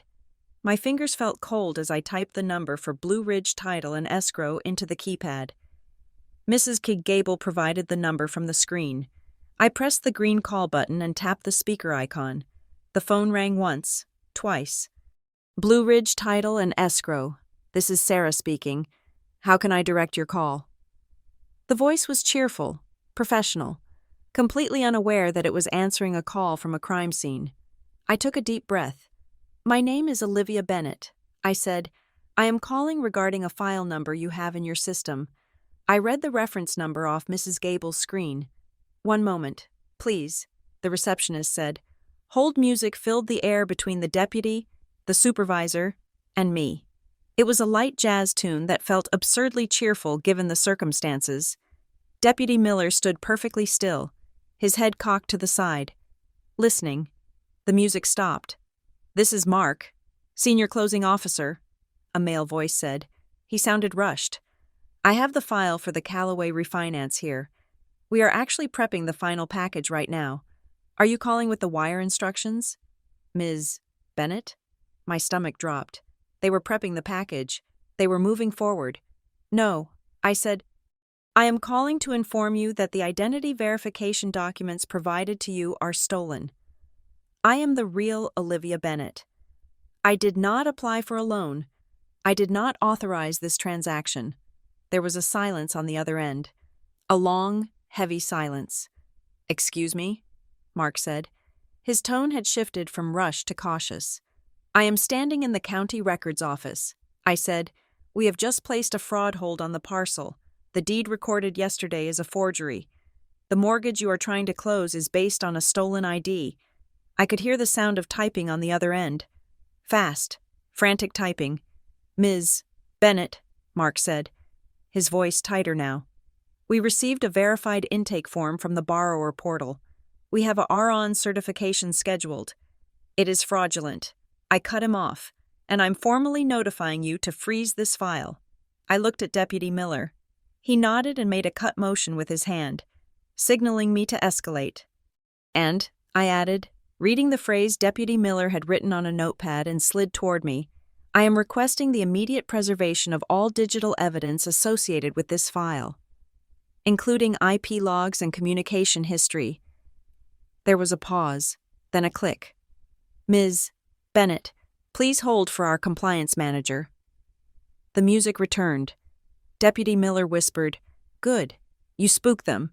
They are moving it up the chain. 30 seconds later, a woman's voice came on the line. It was sharp, clear, and devoid of any customer service warmth. This is Elaine Vance, Compliance Director for Blue Ridge. To whom am I speaking? I am Olivia Bennett, the owner of the property at Sandbar Crest. Ms. Bennett, Elaine said, I am looking at the file. You are alleging that the application we received is fraudulent? I am not alleging it. I said, I have already filed a sworn affidavit with the county recorder. The property is locked. Elaine was silent for a moment. I could practically hear the gears turning in her head. Risk assessment, liability, insurance. Okay, she said. I see the rejection notice from the county just popped up in our dashboard. We are freezing the file immediately. No funds will be dispersed. That is not enough. I said, I need the video. What video? Elaine asked. The video from yesterday. I said, the remote notarization for the quitclaim deed. Was your company involved in that? I looked at Mrs. Gable. She shook her head and pointed to the screen. Quitclose handled the deed. Blue Ridge is handling the mortgage. Wait, I corrected myself. You are handling the mortgage, but you must have access to the prior deed to clear the title. We do, Elaine said. We have a copy of the recorded instrument. Listen to me, Ms. Vance, I said. My parents, Preston and Diane Calloway, are trying to defraud a lender using my name. I need you to preserve everything. Deputy Miller leaned forward and whispered, Ask about the signing appointment. When was the signing scheduled for? I asked. Elaine hesitated. I could tell she was looking at a calendar. Ms. Bennett, she said, her voice dropping a decibel. You called just in time. Why? I asked. Because we have a remote signing window open for this file, she said. When? Right now. She said, the session was scheduled to begin at 4 o'clock this afternoon. The notary is in the waiting room. The borrowers, or rather, the people claiming to be the borrowers, checked into the digital waiting room 3 minutes ago. I looked at the clock on the wall. It was 3:58. They are online. I whispered. My parents were sitting at a computer somewhere. Right now. Waiting to sign my financial death warrant. Do not disconnect them. Deputy Miller said loud enough for the phone to pick up. Elaine paused. Who is that? This is Deputy Miller with the Tidehaven Sheriff's Department, he said, leaning toward the phone. Ms. Vance, do not disconnect the session. Why? Elaine asked. If it is fraud, we have to terminate. No, Deputy Miller said. If you terminate, they disappear. I want you to let the notary start the session. I want the camera to turn on. I want to see their faces. Can you record the session even if you do not complete the documents? Technically. Yes, Elaine said. The system records as soon as the session goes live. Do it, Deputy Miller ordered. Let them connect. Get their faces on camera. Get the IP address of the active connection. Then, once you have positive visual identification, you can terminate for technical difficulties. But get me that footage. I understand, Elaine said. I am overriding the notary now. I will monitor the session myself. Thank you. I said, Ms. Bennett, Elaine said. If what you are saying is true, these people are very bold. They are trying to close a $500,000 loan on a Friday afternoon. That is how they work. I said, they rely on the weekend. They rely on people wanting to go home. I hung up the phone. My hands were shaking again, but not from fear. It was adrenaline. They are online. I said to Deputy Miller, they are sitting there right now. Deputy Miller looked at Mrs. Gable. Can we trace the active connection? He asked. Not from here. Mrs. Gable said, that is on Blue Ridge's end, but if they record it, we will have them. Deputy Miller turned to me. You need to come back to the station with me. He said, we need to formalize this report, and I need to get a warrant for those IP logs from Blue Ridge before they decide to delete them for liability reasons. I nodded. I looked back at the screen one last time. The red banner was still there. Hold active. My parents were sitting in front of a webcam, adjusting their lighting, perhaps straightening their clothes, preparing to perform the role of their lives. They thought they were minutes away from a wire transfer. They thought they had won. They had no idea that the only thing recording them was a trap. Let us go, I said to the deputy. We walked out of the records office. This time, I did not feel like I was running away from the truth. I felt like I was running toward it. The procedural machinery of the law, usually so slow and grinding, had suddenly snapped into gear. and for the first time, the gears were turning in my direction. As we walked down the hall, my phone buzzed. I looked at the screen. It was a text message from Sloan. "Liv, Dad is acting weird. He just locked the study door and told Mom to get the wig." What is going on? I stopped walking. I stared at the message. Get the wig? My mother was not just stealing my ID. She was dressing up as me. I showed the phone to Deputy Miller. He read the text. His jaw tightened. "That explains how they planned to pass the video check," he said. He looked at me. "Text her back." He said, "Tell her not to go in that room. Tell her to leave the house." I typed the message. "Get out of the house. Sloan, go to Starbucks. Do not ask questions. Just go." I hit send. We reached the substation door. Deputy Miller held it open for me. "We are going to get them. Ms. Bennett," he said. I walked inside. The smell of gun oil and cleaner didn't bother me anymore. It smelled like justice. The vibration of my phone against the metal counter of the sheriff's substation felt like a physical intrusion. It was not a call. It was a text message. And then another. And then a third. The screen lit up with the name Mother. I looked down at the preview. "Olivia, the realtor just called us in a panic. He says you chased away a cash buyer. Why are you making such a scene? You are embarrassing the family. We are trying to handle this quietly. Do not force us to come down there." I read the words and felt a familiar, cold weight settle in my stomach. This was the Callaway method. They did not apologize. They did not admit fault. They attacked the reaction. In their version of reality, I was not the victim of a felony. I was the aggressor who was being rude to a realtor. I was the hysterical daughter ruining a business deal. Deputy Miller watched me read the messages. "Do not reply," he advised. "Anything you say can be used to claim you were negotiating or confused. Silence is your best defense right now. I am not going to reply to her." I said, "I am going to save her accomplice." I opened a new message thread. I typed the name Sloan. My younger sister was the weak link in their chain. She was 24, terrified of our father, and desperate for approval. If she was the one whose account was used to upload that mortgage application, she was currently standing on a legal landmine. I typed quickly. "Sloan, listen to me carefully. Dad is using your name to file false documents. There is a fake deed and an attempted mortgage in my name. The police are involved. Do not sign anything. Do not let them put you on camera." I hit send. The response came back almost instantly. The 3 dots of the typing bubble appeared, then disappeared, then appeared again. She was panicking. "I did not sign anything. Dad said it was just a tax document. He said it was to help you lower your HOA taxes because the assessment went up. He said you were too busy to handle it, so we were doing it for you." I stared at the screen. The lie was so elegant, so boring, so perfectly designed to make Sloan stop asking questions. HOA taxes. It sounded complicated and bureaucratic. Of course Sloan would believe it.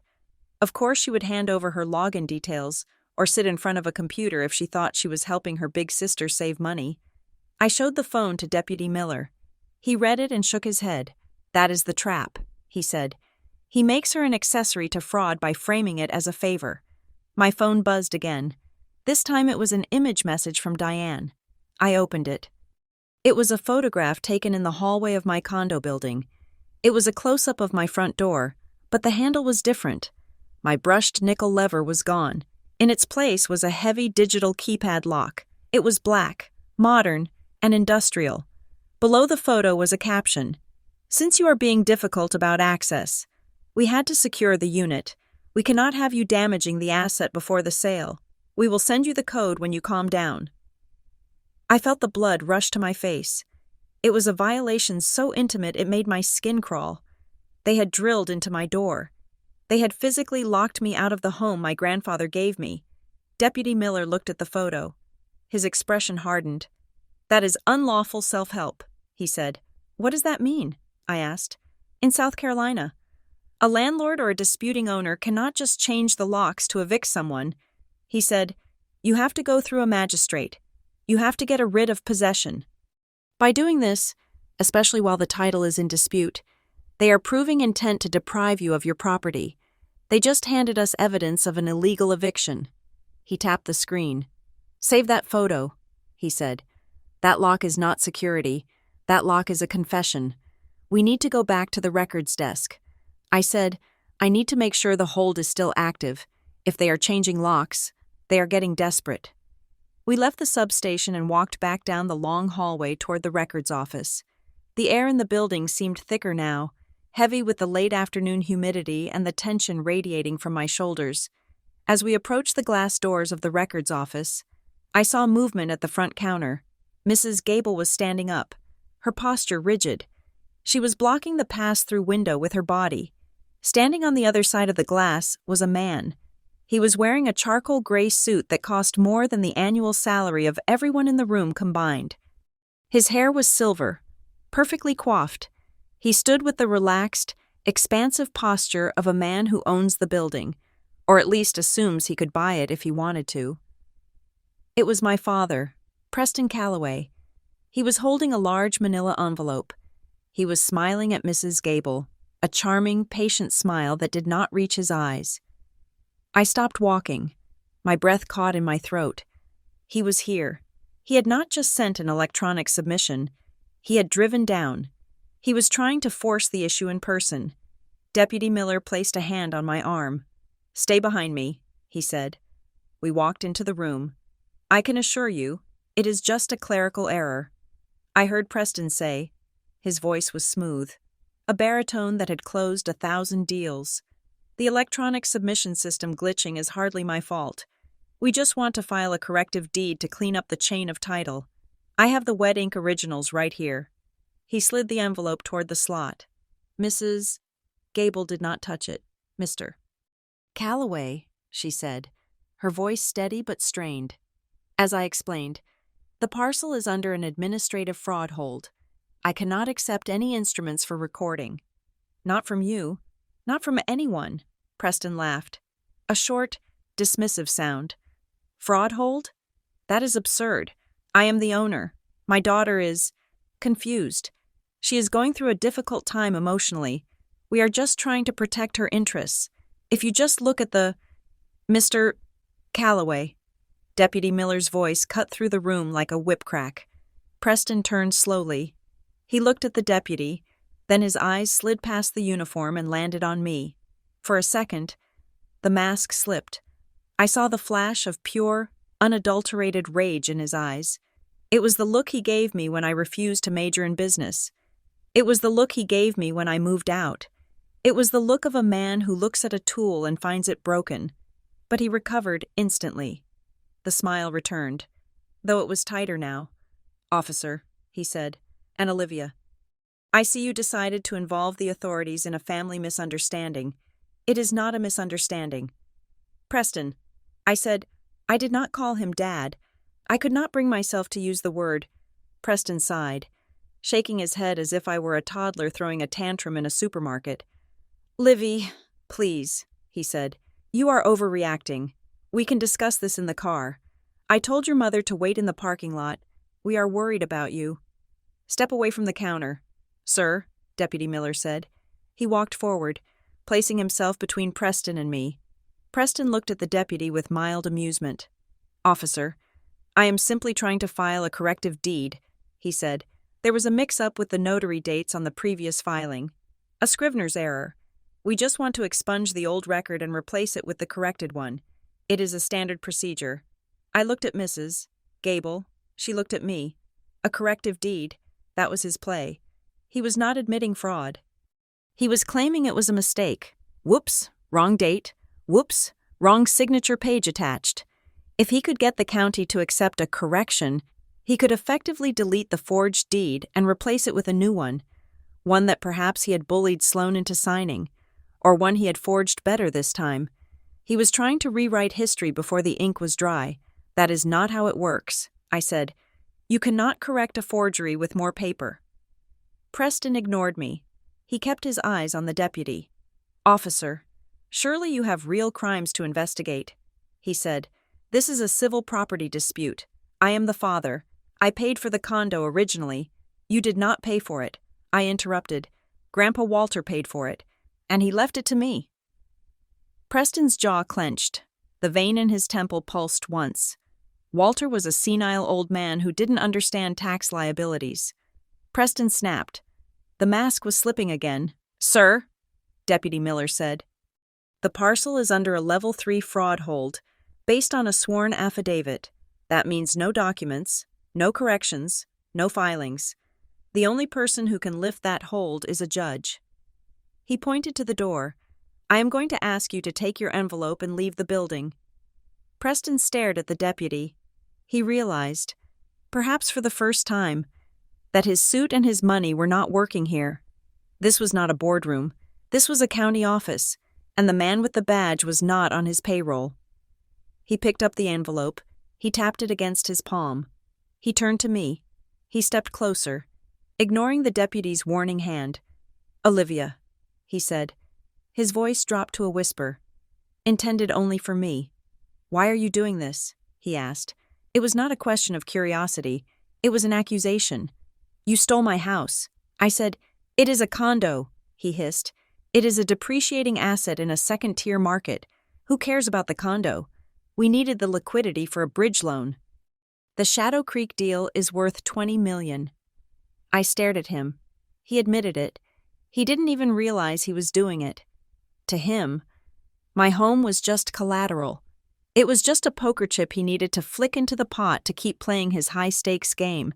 He didn't care about the beach. He didn't care about my sanctuary. He just needed the equity to leverage a bigger deal. And you were going to saddle me with the debt. I said, "You used my name on the loan." Preston shrugged, a microscopic movement of his shoulders.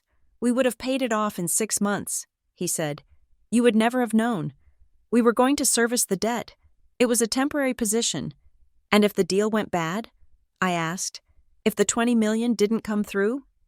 Preston looked at me with genuine confusion. "I am Preston Calloway," he said.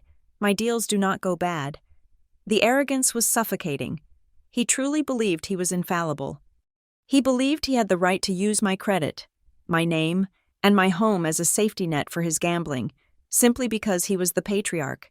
"And what about Sloan?" I asked. "You used her account. You put her name on the upload log." Preston waved his hand dismissively. "Sloan is a child," he said. "She does what she is told. She understands loyalty." He took a step closer to me. The smell of his cologne, musk and cedar, was overwhelming.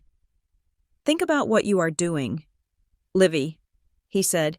"If you pursue this, if you let this cop file a report, you are torpedoing the family. You are torpedoing the Shadow Creek deal. Sloan needs a future," he said. His voice took on that manipulative, pleading tone, "if this deal falls through. Everything tightens up. Do you want to be the reason your sister doesn't have a trust fund? Do you want to be the reason she suffers?" He was holding Sloan hostage. He was telling me that if I protected myself, I was hurting her. I looked at him. I looked at the man who had raised me, the man who had bought me ponies in private schools, and who had never, not once, seen me as a separate human being. I felt a calm settle over me. It was the calm of the tide going out, revealing the sharp rocks underneath. I looked him dead in the eye. "If you loved her," I said, my voice steady and loud enough for the whole room to hear, "you wouldn't have faked my signature." Preston flinched. It was a small motion, a tightening of the eyes. But I saw it. I had hit him. I had rejected his premise. He stared at me for a long moment. The silence stretched, filled only by the hum of the fluorescent lights and the heavy breathing of the clerk behind the glass. Then he sneered. A distinct, ugly curl of the lip. "Fine," he said. "Play the victim. See how far it gets you when the lawyers get involved. You have no idea what you are starting." He turned on his heel. He did not look at the deputy. He walked out of the glass doors, his footsteps heavy and angry. I watched him go. I watched him walk down the hallway, clutching his envelope of lies. Deputy Miller let out a breath. "That is a piece of work," he muttered. I turned to Mrs. Gable. "Did you hear that?" I asked. "Hear what?" she asked. "He said he needed the liquidity for a bridge loan." I said, He admitted the purpose. Mrs. Gable nodded. I heard it, and he admitted the error. Deputy Miller added, he called it a scrivener's error. That is an admission that the first deed was flawed. He turned to me. Miss Bennet, you stood your ground, he said. I looked at the door where my father had vanished. He is not going to stop, I said. He is going to call his lawyers. He is going to try to bury me in motions and injunctions. He thinks this is a negotiation. Deputy Miller checked his watch. Then let us make sure he knows it is an investigation. He said, we need to get that preservation letter to Blue Ridge Title before he calls them. If he gets to them first, he might try to intimidate them into scrubbing the logs. I nodded. I looked down at my phone. The photo of the new lock on my door was still on the screen. He had changed the locks. He had tried to sell the house. He had tried to mortgage my future. But he had made one critical error. He thought I was still Livy, the little girl who was afraid of disappointing him. He didn't know he was dealing with Olivia Bennet, the woman who had the receipts. Let us go, I said. I want to see the video. I want to see exactly what they did yesterday. And as we walked back toward the substation, I knew that the hardest part was not over. The legal battle was just beginning. But the psychological war? That was different. For the first time in 30 years, I wasn't afraid of him. I just wanted to beat him. The adrenaline from the confrontation with my father was still coursing through my veins, making my hands shake as I sat in the passenger seat of Deputy Miller's patrol car. He was driving me back to the substation to finalize the report. But my phone buzzed again. It was a call, not a text. I braced myself for another round of gaslighting from my mother, or perhaps a threatening voicemail from the family's corporate counsel, but the name on the screen made me pause. Arthur Abernathy, Esquire. It was my grandfather's estate attorney. I had not spoken to Mr. Abernathy since the probate closed 3 years ago. He was a man of the old school, a lawyer who believed in fountain pens and silence. He did not make social calls on Friday afternoons. I answered the phone. Mr. Abernathy? I asked. Olivia. His voice was grave, crackling slightly over the line. I just received an automated flag on the Callaway file. My system monitors the title activity for the assets we distributed from Walter's estate. I see a quitclaim deed recorded yesterday and a fraud alert filed today. What is going on? I took a deep breath. My parents, I said. They forged a deed. They transferred the condo to themselves and tried to mortgage it. I just stopped them at the records office. There was a long silence on the other end. It was the silence of a man who is not surprised, only disappointed that his cynicism has been validated. I was afraid of this. Mr. Abernathy said, What do you mean? I asked. Olivia. Walter knew this might happen. I frowned, pressing the phone tighter to my ear. Grandpa Walter loved me, but he was an optimist about family. He always wanted us to get along. No, Mr. Abernathy corrected me, his voice sharpening. Walter loved you, but he saw Preston clearly. He knew his son had an appetite for leverage that exceeded his capacity for morality. When we drafted the will, Walter insisted on a failsafe. A failsafe? He left a secondary document. Mr. Abernathy explained, it is an affidavit of intent, signed and notarized 3 years ago, right alongside the deed. It was never recorded because it was a private instruction, but it is part of the legal estate file. What does it say? I asked. It states, in very specific terms, that the transfer of the Sandbar Crest unit to Olivia Bennet is final and absolute, intended for her sole benefit, and, crucially, it explicitly states that any future instrument purporting to transfer this title back to Preston or Diane Callaway should be treated as suspect and potentially coerced. I felt tears prick the corners of my eyes. 3 years ago, while I was just grateful for a beach condo, my grandfather was already playing three-dimensional chess against his own son. He had anticipated that Preston would eventually come for what wasn't his. Walter gave me standing instructions. Mr. Abernathy continued, if a transfer occurred that matched this profile, I am authorized to file an immediate quiet title action on behalf of the estate's residual interest to protect your claim. Quiet title. I repeated, The legal term felt like a weapon. It is a lawsuit to settle the ownership once and for all. He said, it clears the cloud on the title, and because I have this affidavit from the original grantor, your grandfather, testifying to his intent and his suspicion of your father, it is a devastating piece of evidence. It cuts off their argument that this was a family arrangement or a correction. Do it. I said, please, file it. I am drafting the complaint now. Mr. Abernathy said, we will file it Monday morning. By the time Preston's lawyers wake up, there will be a lis pendens on the property. That is a formal notice of pending litigation. Nobody will lend him a dime on that condo while a lis pendens is active. Thank you, Mr. Abernathy. Don't thank me. Olivia, the old lawyer said softly, thank Walter. He told me once. Preston looks at property and sees a line on a balance sheet. Olivia looks at it and sees a home. I want the one who sees a home to win. I hung up the phone. I looked out the window at the passing palm trees of Tidehaven. My grandfather had been gone for 3 years, yet he was still fighting for me.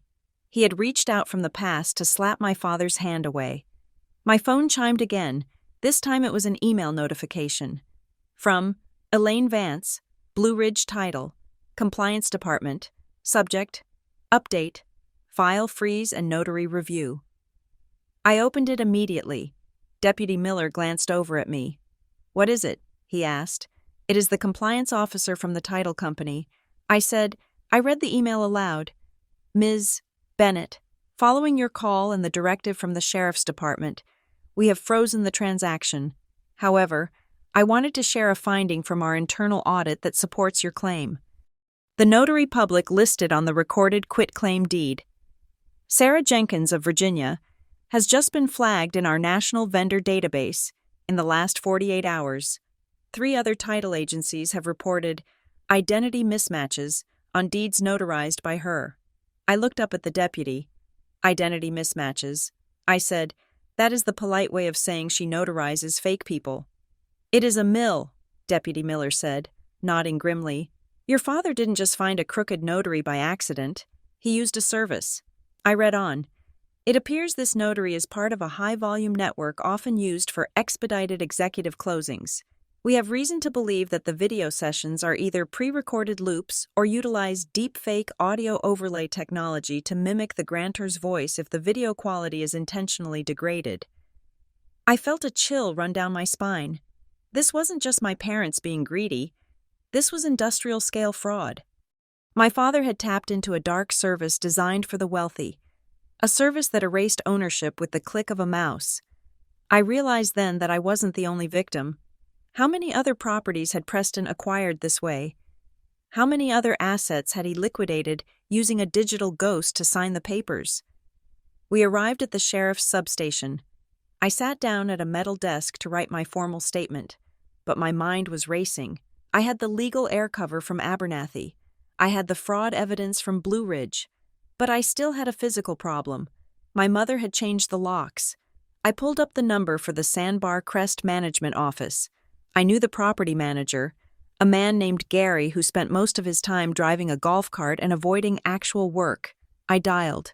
Sandbar Crest Management. Gary speaking. Gary, this is Olivia Bennett in 4B. I said, my voice was clipped, devoid of the friendly chatter I usually offered. Oh, hi Olivia, Gary said, sounding nervous. Hey, I met your mom earlier. I know you did. Gary, I said, and I know you let her change the code on my door. Gary stammered. Well, yeah. She said there was a security concern. She said you guys were dealing with a stalker issue or something, and she needed to secure the unit for you. She is your mom, Olivia. She had the listing folder. She looked very official. She looked rich. Gary, I corrected him. That is why you listened to her. She said she was helping. Gary protested weakly. She lied. I said, she is not the owner. I am, and by giving her access to change that lock, you facilitated an illegal eviction. Silence on the line. The word illegal tends to focus the mind of property managers. I am at the sheriff's station right now. Gary, I continued, I am filing a report for burglary and fraud. Now, I need you to go up to my unit immediately. I want you to master reset that lock. I want you to remove the realtor's lockbox from the railing. And I want you to disable the old code she set. Right now? Gary asked. Right now. I said, and Gary? If you let Preston or Diane Calloway back into that building, or if you give them a key, or even a code to the lobby, I will name the management company as a co-conspirator in the lawsuit. Okay, Olivia. I am going up there now. What do you want the new code to be? I gave him a 4-digit number. It was the last 4 digits of my grandfather's social security number, a number my parents would never know. And Gary? Put a note in the system. No access for Calloway. If they show up, you call the police. Got it. He said, I am sorry. Olivia. She just seemed so convincing. That is what they do. Gary, I said, they convince you that you are small and they are big. I hung up. I turned to Deputy Miller. He had been listening while he typed. You handled that well. He said, I am done being polite. I said, now, I need to build the timeline. I said, I need to prove exactly where I was when that notary stamp was applied. I opened my laptop, which I had retrieved from my car. I connected to the station's guest Wi-Fi. I wasn't just going to say I was at work. I was going to prove it with the forensic detail of an auditor who finds the missing penny in a billion-dollar ledger. I pulled up my calendar for January 22nd, 1:30 p.m. to 3 p.m. Client closing meeting. Project Alpha. I opened the Zoom archive. I found the meeting log. It showed my login time. 1:29 p.m. It showed my logout time. 3:05 p.m. I took a screenshot. Then I opened my company's VPN log. To access the client files, I had to be logged into the secure CrownBridge server. User, O. Bennett, IP address, 192.168.4.15, Charlotte office, duration, 8 hours, 12 minutes. I took a screenshot. Then I went to my banking app. I pulled up my credit card statement. January 22nd, 12:45 p.m. The Daily Grind Coffee Shop. Charlotte, North Carolina. Amount, $6.45. That coffee shop was in the lobby of my office building. I printed everything to the wireless printer Deputy Miller pointed to. I laid the pages out on the desk. Here is the timeline. I said to the deputy, at 2:15 p.m., when the notary in Virginia claims I was signing a deed on a webcam, I was 45 minutes into a recorded video call on a secure server in Charlotte, North Carolina. And 15 minutes before that, I was buying a latte 200 miles away from where my parents were sitting. Deputy Miller looked at the spread of documents. This is airtight, he said. This isn't just an alibi. This is a perjury trap. He picked up the VPN log. When your father claims this was a mistake or a glitch, this piece of paper proves it was impossible. You cannot accidentally be in 2 places at once on a secure server. I looked at the pile of evidence. It was boring. It was dry. It was just logs and timestamps and receipts. But to me, it was beautiful. My parents had used grand gestures. The expensive suit, the confident smile, the private showing for wealthy buyers. They operated on theater. I operated on data. And data did not care how rich you were. My phone rang one more time. It was Mr. Abernathy again.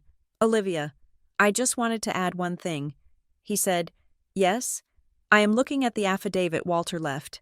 There is a handwritten note in the margin. I think he meant it for you. Specifically for a day like this. What does it say? I asked. Abernathy cleared his throat. It says, Livy, do not fight them with noise. Fight them with the record. The truth is quiet, but it is the only thing that lasts. I closed my eyes.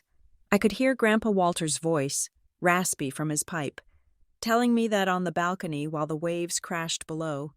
Thank you, Mr. Abernathy, I whispered. I looked at Deputy Miller. I am ready to sign the complaint. I said. He slid the clipboard toward me. I signed my name, the real signature. The one with the closed O and the sharp, upward slash on the T. I handed it back. The deputy stamped it, filed. It was done. The The criminal investigation was open. The title was frozen. The lawsuit was being drafted. My parents thought they were liquidating a condo. Instead, they had just activated a machine that was going to grind their reputation into dust. Walter didn't just leave me a condo. I thought, looking at the stamped police report, he left me a way to win. He gave me the high ground, and he gave me the ammunition. Now, all I had to do was pull the trigger. Monday morning arrived not with the warmth of the sun, but with the cold, precise strike of a legal hammer, while my parents were likely sipping their artisanal coffee in Charlotte, strategizing their next move to liquidate my assets. Mr. Abernathy was walking into the Tidehaven County Courthouse. He did not call to tell me he was going. He simply sent me a secure email at 9:30 in the morning with a single attachment, the stamped filing receipt. The document was titled, Action to Quiet Title and Motion for Declaratory Judgment. It was beautiful. It was a dense, 20-page missile aimed directly at the fraudulent quitclaim deed. In the filing, Abernathy had laid out the case with surgical indifference. He requested that the court declare the deed void ab initio, void from the beginning. He cited the forgery. He cited the lack of consideration. He cited the unauthorized notary. And most damaging of all, he attached the affidavit my grandfather Walter had signed 3 years ago, the one that explicitly predicted this exact betrayal. The filing triggered an immediate lis pendens. In the world of real estate, this is the equivalent of painting a giant red X on the front door. It meant that a lawsuit was pending concerning the title. No bank would lend against it. No buyer would touch it. The asset was now radioactive, but the civil suit was just the opening salvo. The real ammunition arrived an hour later at the sheriff's substation. I was sitting with Deputy Miller when the digital packet from Blue Ridge Title and Escrow arrived. It was the response to the preservation request we had fired off on Friday. Blue Ridge, terrified of being implicated in a racketeering charge, had dumped everything they had onto a secure server for the sheriff's department. We opened the file labeled video_session_log_012226.mp4. This was it. This was the remote online notarization session for the quitclaim deed. Deputy Miller hit play. The screen showed a split view. On the left was the notary, a woman with tired eyes sitting in a room with beige walls. Sarah Jenkins, the high-volume notary from Virginia. On the right was the feed from the signer. The camera on the signer's side was positioned at a low angle, likely a laptop sitting on a coffee table. The lighting was dim, intentionally poor. I saw a woman sitting in the chair. It was my mother, Diane, but she was wearing a dark hooded sweatshirt, something I had never seen her wear in my life. She had pulled the hood up slightly, casting a shadow over her forehead. She was looking down, avoiding direct eye contact with the camera lens. "State your name for the record." The notary droned. It sounded like a recording. "Olivia Bennett." My mother whispered. I felt a surge of nausea. Hearing my mother use my name, stealing my identity with the same voice she used to critique my outfit, was a violation that went deeper than theft. "Can you please hold up your government-issued ID to the camera?" the notary asked. Diane reached out. Her hand was shaking slightly. She held up my old driver's license, the one she had stolen at the gala 3 years ago. The camera struggled to focus on the laminate. "Hold it steady," a male voice boomed from off-screen. I froze. Deputy Miller paused the video. "That is him," I said. "That is Preston. He was not in the frame. He was too smart for that." But his voice was unmistakable. It was the voice of a man who was used to giving orders and having them obeyed instantly. Deputy Miller resumed the video. Diane froze, her hand rigid. "Closer," the male voice commanded. She pushed the ID right up to the lens. The image blurred, then clarified. The expiration date was visible. But the notary did not flag it. The photo was clearly younger. But the notary did not ask about the discrepancy. "Thank you," the notary said. "I have captured the image." The session continued. The notary shared her screen, showing the digital document. "Please click to apply your electronic signature."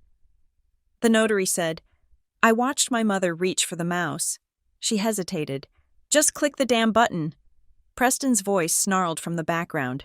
"We do not have all day," Diane clicked. The digital signature, the fluid, traced forgery I had seen on the paper, appeared on the document.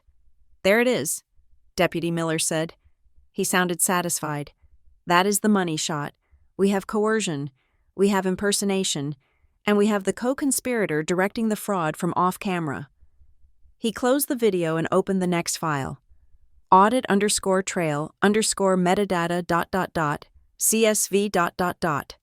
This was the digital fingerprint of the session. "Look at the IP logs," the deputy said, pointing to a string of numbers. The connection originated from an IP address registered to Callaway Enterprise Holdings. It matched the geolocation of their main estate in Charlotte, but then Deputy Miller highlighted a second line in the log. "There is a secondary device connected to the session." He said, "A monitor mode.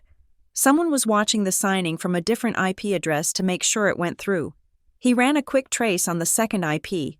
"It resolves to a private server in the Cayman Islands," he said. "But the routing path goes through a VPN, often used by high-net-worth individuals to manage offshore accounts." He looked at me. "Your father wasn't just recording a deed," he said. "He was setting up a transfer. He had the money moving before the ink was even dry." We moved to the third folder, wire_instructions_attempt.pdf. This was the document attached to the mortgage application I had blocked on Friday. It was the instruction telling the lender where to send the $450,000. I expected to see my father's main business account. I expected to see a shell company. But what I saw made the blood drain from my face. Beneficiary account name: Sloan Callaway Ventures, LLC, Bank, First Palmetto Republic. Signatory: Sloan Callaway. I stared at the screen. They were not just using Sloan's user account to upload the file. They were wiring the stolen money into a business account registered in her name. If that money had landed, and if the fraud had been discovered later, the paper trail would not lead to Preston. It would lead straight to Sloan. The police would see the money in her account. They would see the upload from her login. Preston had built a perfect firewall, and the firewall was his youngest daughter. "Scroll down," I said. "I need to see the signature card for that bank account." Blue Ridge had captured that too as part of their due diligence. I looked at the signature on the bank account opening document. It was Sloan Callaway, but it was stiff. It was jagged. That is not her signature. I said, "Sloan writes in bubble letters. She dots her I's with circles. This looks like..." I squinted at the screen. "It looks like my mother's handwriting trying to look like a 20-year-old's. Diane had forged Sloan's signature to open the account. Just as she had impersonated me to steal the house, they were cannibalizing both of their children to feed the deal. "I need to call my sister," I said. Deputy Miller nodded. "Put it on speaker. We need to record this." I dialed Sloan's number. She picked up on the first ring. She was crying. "Liv?" she sobbed. "Liv, Mom and Dad are screaming at each other. Dad is throwing things in his study. He says you ruined the liquidity event. He says we are going to lose the Shadow Creek deal. Sloan, listen to me," I said. My voice was calm, the voice of the auditor taking control of a chaotic room. "I need you to listen. Did you open a bank account called Sloan Callaway Ventures?" "What?" "No. I don't have a business. I sell macrame on Etsy sometimes. But I use my personal checking. Did you sign a document opening an account at First Palmetto Republic Bank?" "No. Liv, what is going on?" I looked at Deputy Miller. He gave me a thumbs up. "Sloan," I said, "Dad set up a shell company in your name. He forged your signature to open the account. And he tried to wire $450,000 of stolen mortgage money into it." The silence on the other end was deafening. "If that money had arrived," I continued, "you would be the one going to prison for money laundering. Not him. You. He set you up as the fall guy." "No," Sloan whispered. Her voice was barely audible. "He wouldn't. He said it was for tax efficiency. He said..." He lied. I said, "We have the documents. Sloan, we have the video of Mom pretending to be me, and we have the signature card where Mom pretended to be you." I heard a gasp. They are using us. Sloan, both of us. To them, we are not family. We are just identities they can use when their own credit is tapped out. I heard the sound of a door locking on the other end. Sloan had retreated into her room. "What do I do?" she asked. Her voice was small, terrified. "I need you to leave that house." I said, "Pack a bag. Go to your friend Jessica's. Do not tell them where you are going. And then I need you to go to a notary, a real one, and sign an affidavit stating that you did not open that account and you did not authorize the use of your name." I can't afford a lawyer," she stammered. "You don't need to afford one." I said, "I have Mr. Abernathy. He represents the estate. He represents us." There was a pause. "Liv," she said, "I found the wig." "What?" "I found the wig Mom wore. It was in the trash can in the garage. And I found the practice sheets." "Practice sheets?" "Where she practiced your signature. And mine." My heart broke for her. She was holding the physical evidence of our parents' betrayal. "Bring them," I said. "Bring the papers. Bring the wig. Bring everything." "I will," she said. "I am leaving now." I hung up. Deputy Miller looked at me with a mixture of respect and sympathy. "You just flipped the star witness," he said. "I didn't flip a witness," I said. "I just saved my sister." We spent the next 2 hours assembling the final pieces of the package. We added the affidavit from the realtor, who admitted under pressure that Preston had offered him a double commission bonus if he could sell the unit off-market within 48 hours. That proved urgency. That proved intent to defraud before the discovery. We added the log from the property manager, confirming the unauthorized lock change. By 3 in the afternoon, we had a timeline that was impenetrable. January 21st. Preston sets up the fake account in Sloan's name. January 22nd. Diane impersonates me on video to sign the deed. Preston directs from off-screen. January 23rd. Preston lists the property. Diane changes the locks. They submit the mortgage application using my stolen ID. January 24th. I catch them. It was a perfect circle of crime. Then, at 4:15, my phone pinged with a priority email. It was not from a court. It was from Preston Calloway. Subject: Final warning. I opened it. Olivia, your behavior is erratic and destructive. You are suffering from a mental breakdown and your paranoia is damaging the family reputation. We are prepared to file a petition for emergency conservatorship to manage your affairs if you do not cease this legal harassment immediately. Drop the hold. Rescind the affidavit. If you do not, we will sue you for defamation, interference with business relations, and intentional infliction of emotional distress. We will bury you in litigation for the next 10 years. You will be bankrupt before you even step foot in a courtroom. This is your only chance to save yourself. Dad. I read the letter. A conservatorship. He was threatening to do to me what they did to Britney Spears.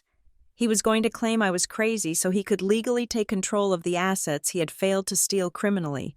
It was the ultimate gaslight. Deputy Miller read over my shoulder. "That is a threat," he said. "No," I said. "That is fear." I hit reply. I did not write a long defense. I did not argue about my mental health. I did not plead. I attached 3 files. The video clip of Diane wearing the hoodie, the wire instructions showing Sloan's forged account, the notice of hearing for the quiet title. Action. In the body of the email, I wrote exactly 1 sentence. "See you in court on Thursday." I hit send. I watched the progress bar slide across the screen. Sent. I leaned back in the metal chair. The station was noisy with the sounds of phones ringing and radios chatter. But inside my head, it was finally quiet. I had stripped them of their power. Their money couldn't erase the video, their connections couldn't delete the logs, and their intimidation couldn't stop the hearing. My grandfather was right. They tried to take it with paper, but they forgot that paper cuts both ways, and I had just delivered the final cut. Thursday morning in the Tidehaven County Courthouse was not dramatic. It did not look like the movies. There were no reporters shouting on the steps, no dramatic music swelling as I ascended the stairs. It was just a humid morning, the sky a bruised purple from an approaching storm, and the air inside the building smelling of floor wax and stale coffee. I sat at the plaintiff's table next to Mr. Abernathy. My hands were folded on the table, resting on top of a 3-inch binder that contained the entire autopsy of my parents' betrayal. Across the aisle, at the respondents' table, sat Preston and Diane Calloway. They looked impeccable. My father was wearing a suit that cost more than my car, and my mother was dressed in a soft, cream-colored ensemble that projected the image of a aggrieved, loving matriarch. They had brought a team of 3 lawyers from a high-powered Charlotte firm, men who looked at the wood-paneled courtroom with disdain, as if they were offended to be practicing law in a town where people fished for a living. But I noticed something. They were not looking at me. They were looking at the judge. The Honorable Judge Vance was a woman in her 60s with reading glasses perched on the end of her nose and a reputation for having absolutely zero patience for theatrics. She was flipping through the case file, her face unreadable. "All rise," the bailiff announced. Judge Vance took her seat. She did not bang a gavel. She simply adjusted her microphone and looked over her glasses at the defense table. "I have reviewed the emergency motion for a quiet title and the accompanying affidavits," she said. Her voice was dry and sharp. "Mr. Calloway, your counsel has filed a motion to dismiss, claiming this is a, quote, family misunderstanding regarding a tax strategy, unquote." One of my father's lawyers stood up. He smoothed his tie. "Yes, Your Honor. The defendants assert that the quitclaim deed in question was executed with the plaintiff's prior verbal consent as part of a larger estate planning structure. The subsequent confusion is merely a communication breakdown, not a legal issue. We believe this matter should be moved to mediation." I felt a flash of anger, but Mr. Abernathy placed a calming hand on my arm. He stood up slowly. "Your Honor," Mr. Abernathy said, his voice raspy but clear, "we are not here to debate verbal consent. We are here to adjudicate facts, and the facts show that the instrument recorded on January 22nd is a forgery, created via identity theft and coercion." He signaled to the clerk, "We would like to enter into evidence Exhibit A, the digital recording of the remote notarization session, along with the IP audit trail provided by Blue Ridge Title and Escrow under preservation order." My father's lawyer shifted comfortably. "Objection, Your Honor. Authenticity overruled," Judge Vance said. "The chain of custody comes directly from the Sheriff's Department's Cybercrimes Unit. Play the video." The large monitor on the wall flickered to life. The courtroom was silent. On the screen, my mother appeared. She was wearing the hoodie. The lighting was bad, but in the high-definition playback of the courtroom monitor, the deception was pathetic and obvious. I watched the faces of the people in the room. The court reporter stopped typing, staring at the screen. The bailiff frowned, crossing his arms, and my parents. They sat like statues. My mother was staring at her lap, picking at a loose thread on her $5,000 skirt. My father was staring straight ahead, his jaw clenched so tight I could see the muscle jumping in his cheek. The video played. The fake Olivia Bennett spoke. The ID was held up. And then, the voice. "Just click the damn button. We do not have all day." Judge Vance leaned forward. She paused the video. "Who is that?" she asked. Mr. Abernathy didn't need to answer. He simply looked at the defense table. "That, Your Honor, is the voice of Mr. Preston Calloway, directing the fraud from off-camera." The judge turned her gaze to my father. It was a look of pure, clinical dissection. "Mr. Calloway," she asked, "is that you?" My father's lawyer jumped up. "Your Honor, my client asserts his Fifth Amendment right against self-incrimination regarding—" "Sit down, counselor," Judge Vance snapped. She didn't look away from my father. She let the silence hang there. It was heavy and suffocating. Then she looked at the audit trail document on her desk. "The court notes that the IP address for this session resolves to the defendant's primary residence," she said.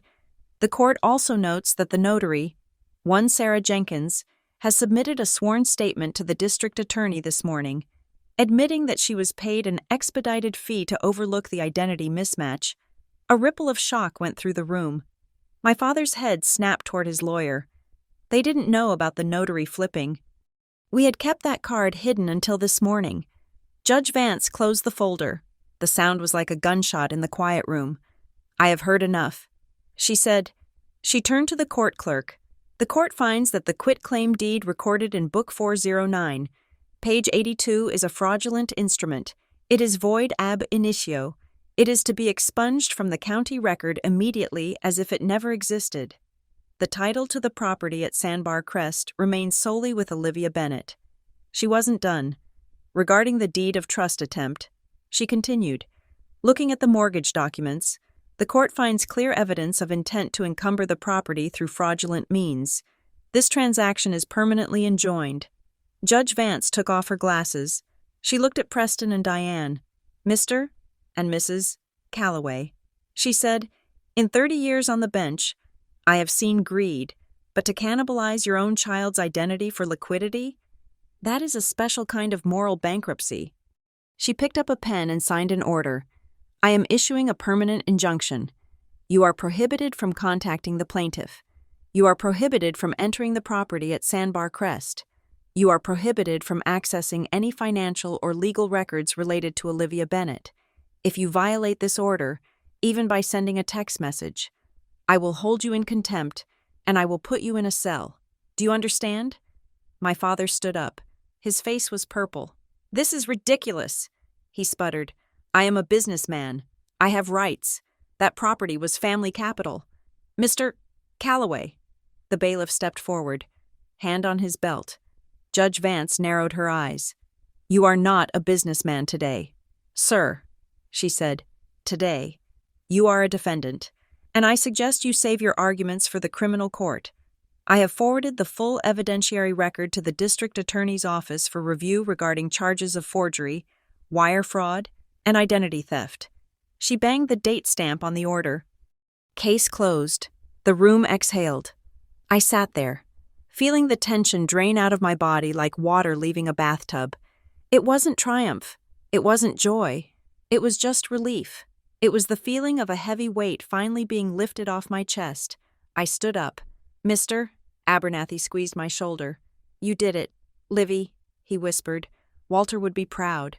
I turned to leave. In the aisle. My parents were arguing with their lawyers. My father was pointing a finger at the lead attorney. His face twisted in rage. My mother was crying. But it was the performative crying of someone who realizes the audience has left the theater. Then I saw Sloane. She was sitting in the back row. She had come alone. She was wearing jeans and a sweater, looking like the 24-year-old she was. Not the corporate doll they tried to make her. She stood up as I approached. She looked at our parents. Then she looked at me. Preston saw her. Sloane, he barked. Get over here. We are leaving. Sloane flinched, but she didn't move toward him. She took a step toward me. No, she said. Her voice was shaky, but loud enough for him to hear. I am riding with Olivia. Preston looked at her as if she were speaking a foreign language. You are what? He asked. I am going with my sister. Sloane said, I gave the sheriff the practice sheets. Dad, I gave them the wig. Preston's face went white. He realized then that the little girl he had used as a shield had just become the sword that would finish him. I walked over to Sloane. I didn't say anything. I just took her hand. We walked out of the courtroom together, leaving Preston and Diane Calloway standing in the wreckage of their own arrogance, surrounded by lawyers who were already calculating how to drop them as clients. Outside, the storm had broken. The rain was coming down in sheets, washing the humidity out of the air.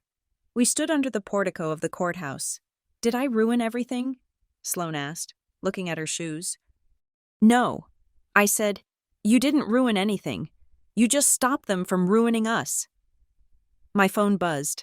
It was an alert from the county recorder's notification system. Update. Parcel 042-199-B. Instrument. Court order. Void, expunged. Current owner, Olivia Bennett. Status, clear. I showed the screen to Sloan. It is over. I said, the aftermath was swift and brutal. Exactly the way the system works when it finally wakes up, by the end of the week. The local news had picked up the story. Prominent developer investigated for family fraud ring. The reputation my father had spent 40 years building, the facade of the benevolent tycoon, collapsed in 48 hours. Blue Ridge Title and Escrow fired their compliance manager and issued a public apology. They froze every pending transaction connected to Callaway Enterprise Holdings, effectively stalling my father's business operations across the state. The Shadow Creek deal fell through, naturally. The notary, Sarah Jenkins, pleaded guilty to a misdemeanor in exchange for testimony. She admitted she had remote closed over 50 properties for my father's network in the last year. As for the criminal charges against my parents, the DA was moving slowly, building a RICO case. They were out on bail, confined to their estate, their passports surrendered. They were prisoners in their own marble palace, but I didn't care about their punishment. I cared about my peace. On Saturday morning, 2 days after the hearing, I drove back to Tidehaven. Sloan was in the passenger seat. She was asleep, exhausted from the emotional marathon of the week. I pulled into the parking lot of Sandbar Crest. I walked to the front door of Unit 4B. The black industrial lock my mother had installed was gone. Gary, the property manager, had replaced it with a standard brushed nickel handle, just like I asked. I keyed in the new code, the last 4 digits of Grandpa Walter's social security number. The light turned green. The lock clicked open. I stepped inside. The condo smelled the same. Salt air, old wood, and lavender. The sun was streaming through the sliding glass doors, illuminating the dust motes dancing in the air. It looked exactly as it had the day the realtor knocked on my door, but it felt different. Before, it had been a gift. Now, it was a fortress. I walked out onto the balcony. Sloan followed me, holding 2 mugs of coffee. She handed me one and leaned against the railing, looking out at the ocean. The Atlantic was a churning gray-blue, rough from the recent storm, but beautiful. I never knew Grandpa Walter well. Sloan said quietly, I was too young. Was he like Dad? I shook my head. No. I said, he was the opposite. Dad thinks power's about controlling people. Grandpa thought power was about not being controlled by people. I took a sip of coffee. The warmth spread through my chest.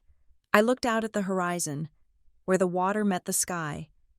I thought about the deed in the safe deposit box. I thought about the affidavit. I thought about the court order. For years, I had been afraid of my parents. I had been afraid of their money, their influence, their ability to rewrite reality to suit their needs. I had hidden in this condo like a fugitive, hoping they wouldn't notice me, but they had forced me to fight. And in forcing me to fight, they had taught me that their power was an illusion. It was paper thin. Grandpa Walter had given me this place not just as a vacation home. He had given it to me as a testing ground. He knew that one day I would have to choose between being a Callaway, a creature of image and deceit, and being myself. I looked at the seagulls diving into the surf.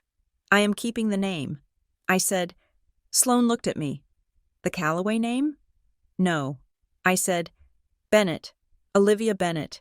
It is the name on the deed. It is the name on the lawsuit. It is the name that won. I took a deep breath of the salty air. It tasted like freedom. I wasn't just safe, I was the owner. And for the first time in my life, I knew exactly what that meant. When someone tries to rob you with a gun, you call the police. When someone tries to rob you with paper, you don't scream and you don't cry. You pick up the pen, you pull the record, and you write them out of your life. I smiled at my sister. Welcome home. Sloan, I said, thank you so much for listening to this story. I would love to know where you are tuning in from. Are you listening from your car, your office, or maybe from your own quiet corner of the world? Please let me know in the comments below. I read every single one of them. If you enjoyed seeing justice served, please subscribe to Kate Revenge Stories. Like this video, and hit that hype button to help this story reach more people who need to know that sometimes. The good guys do win. See you in the next story.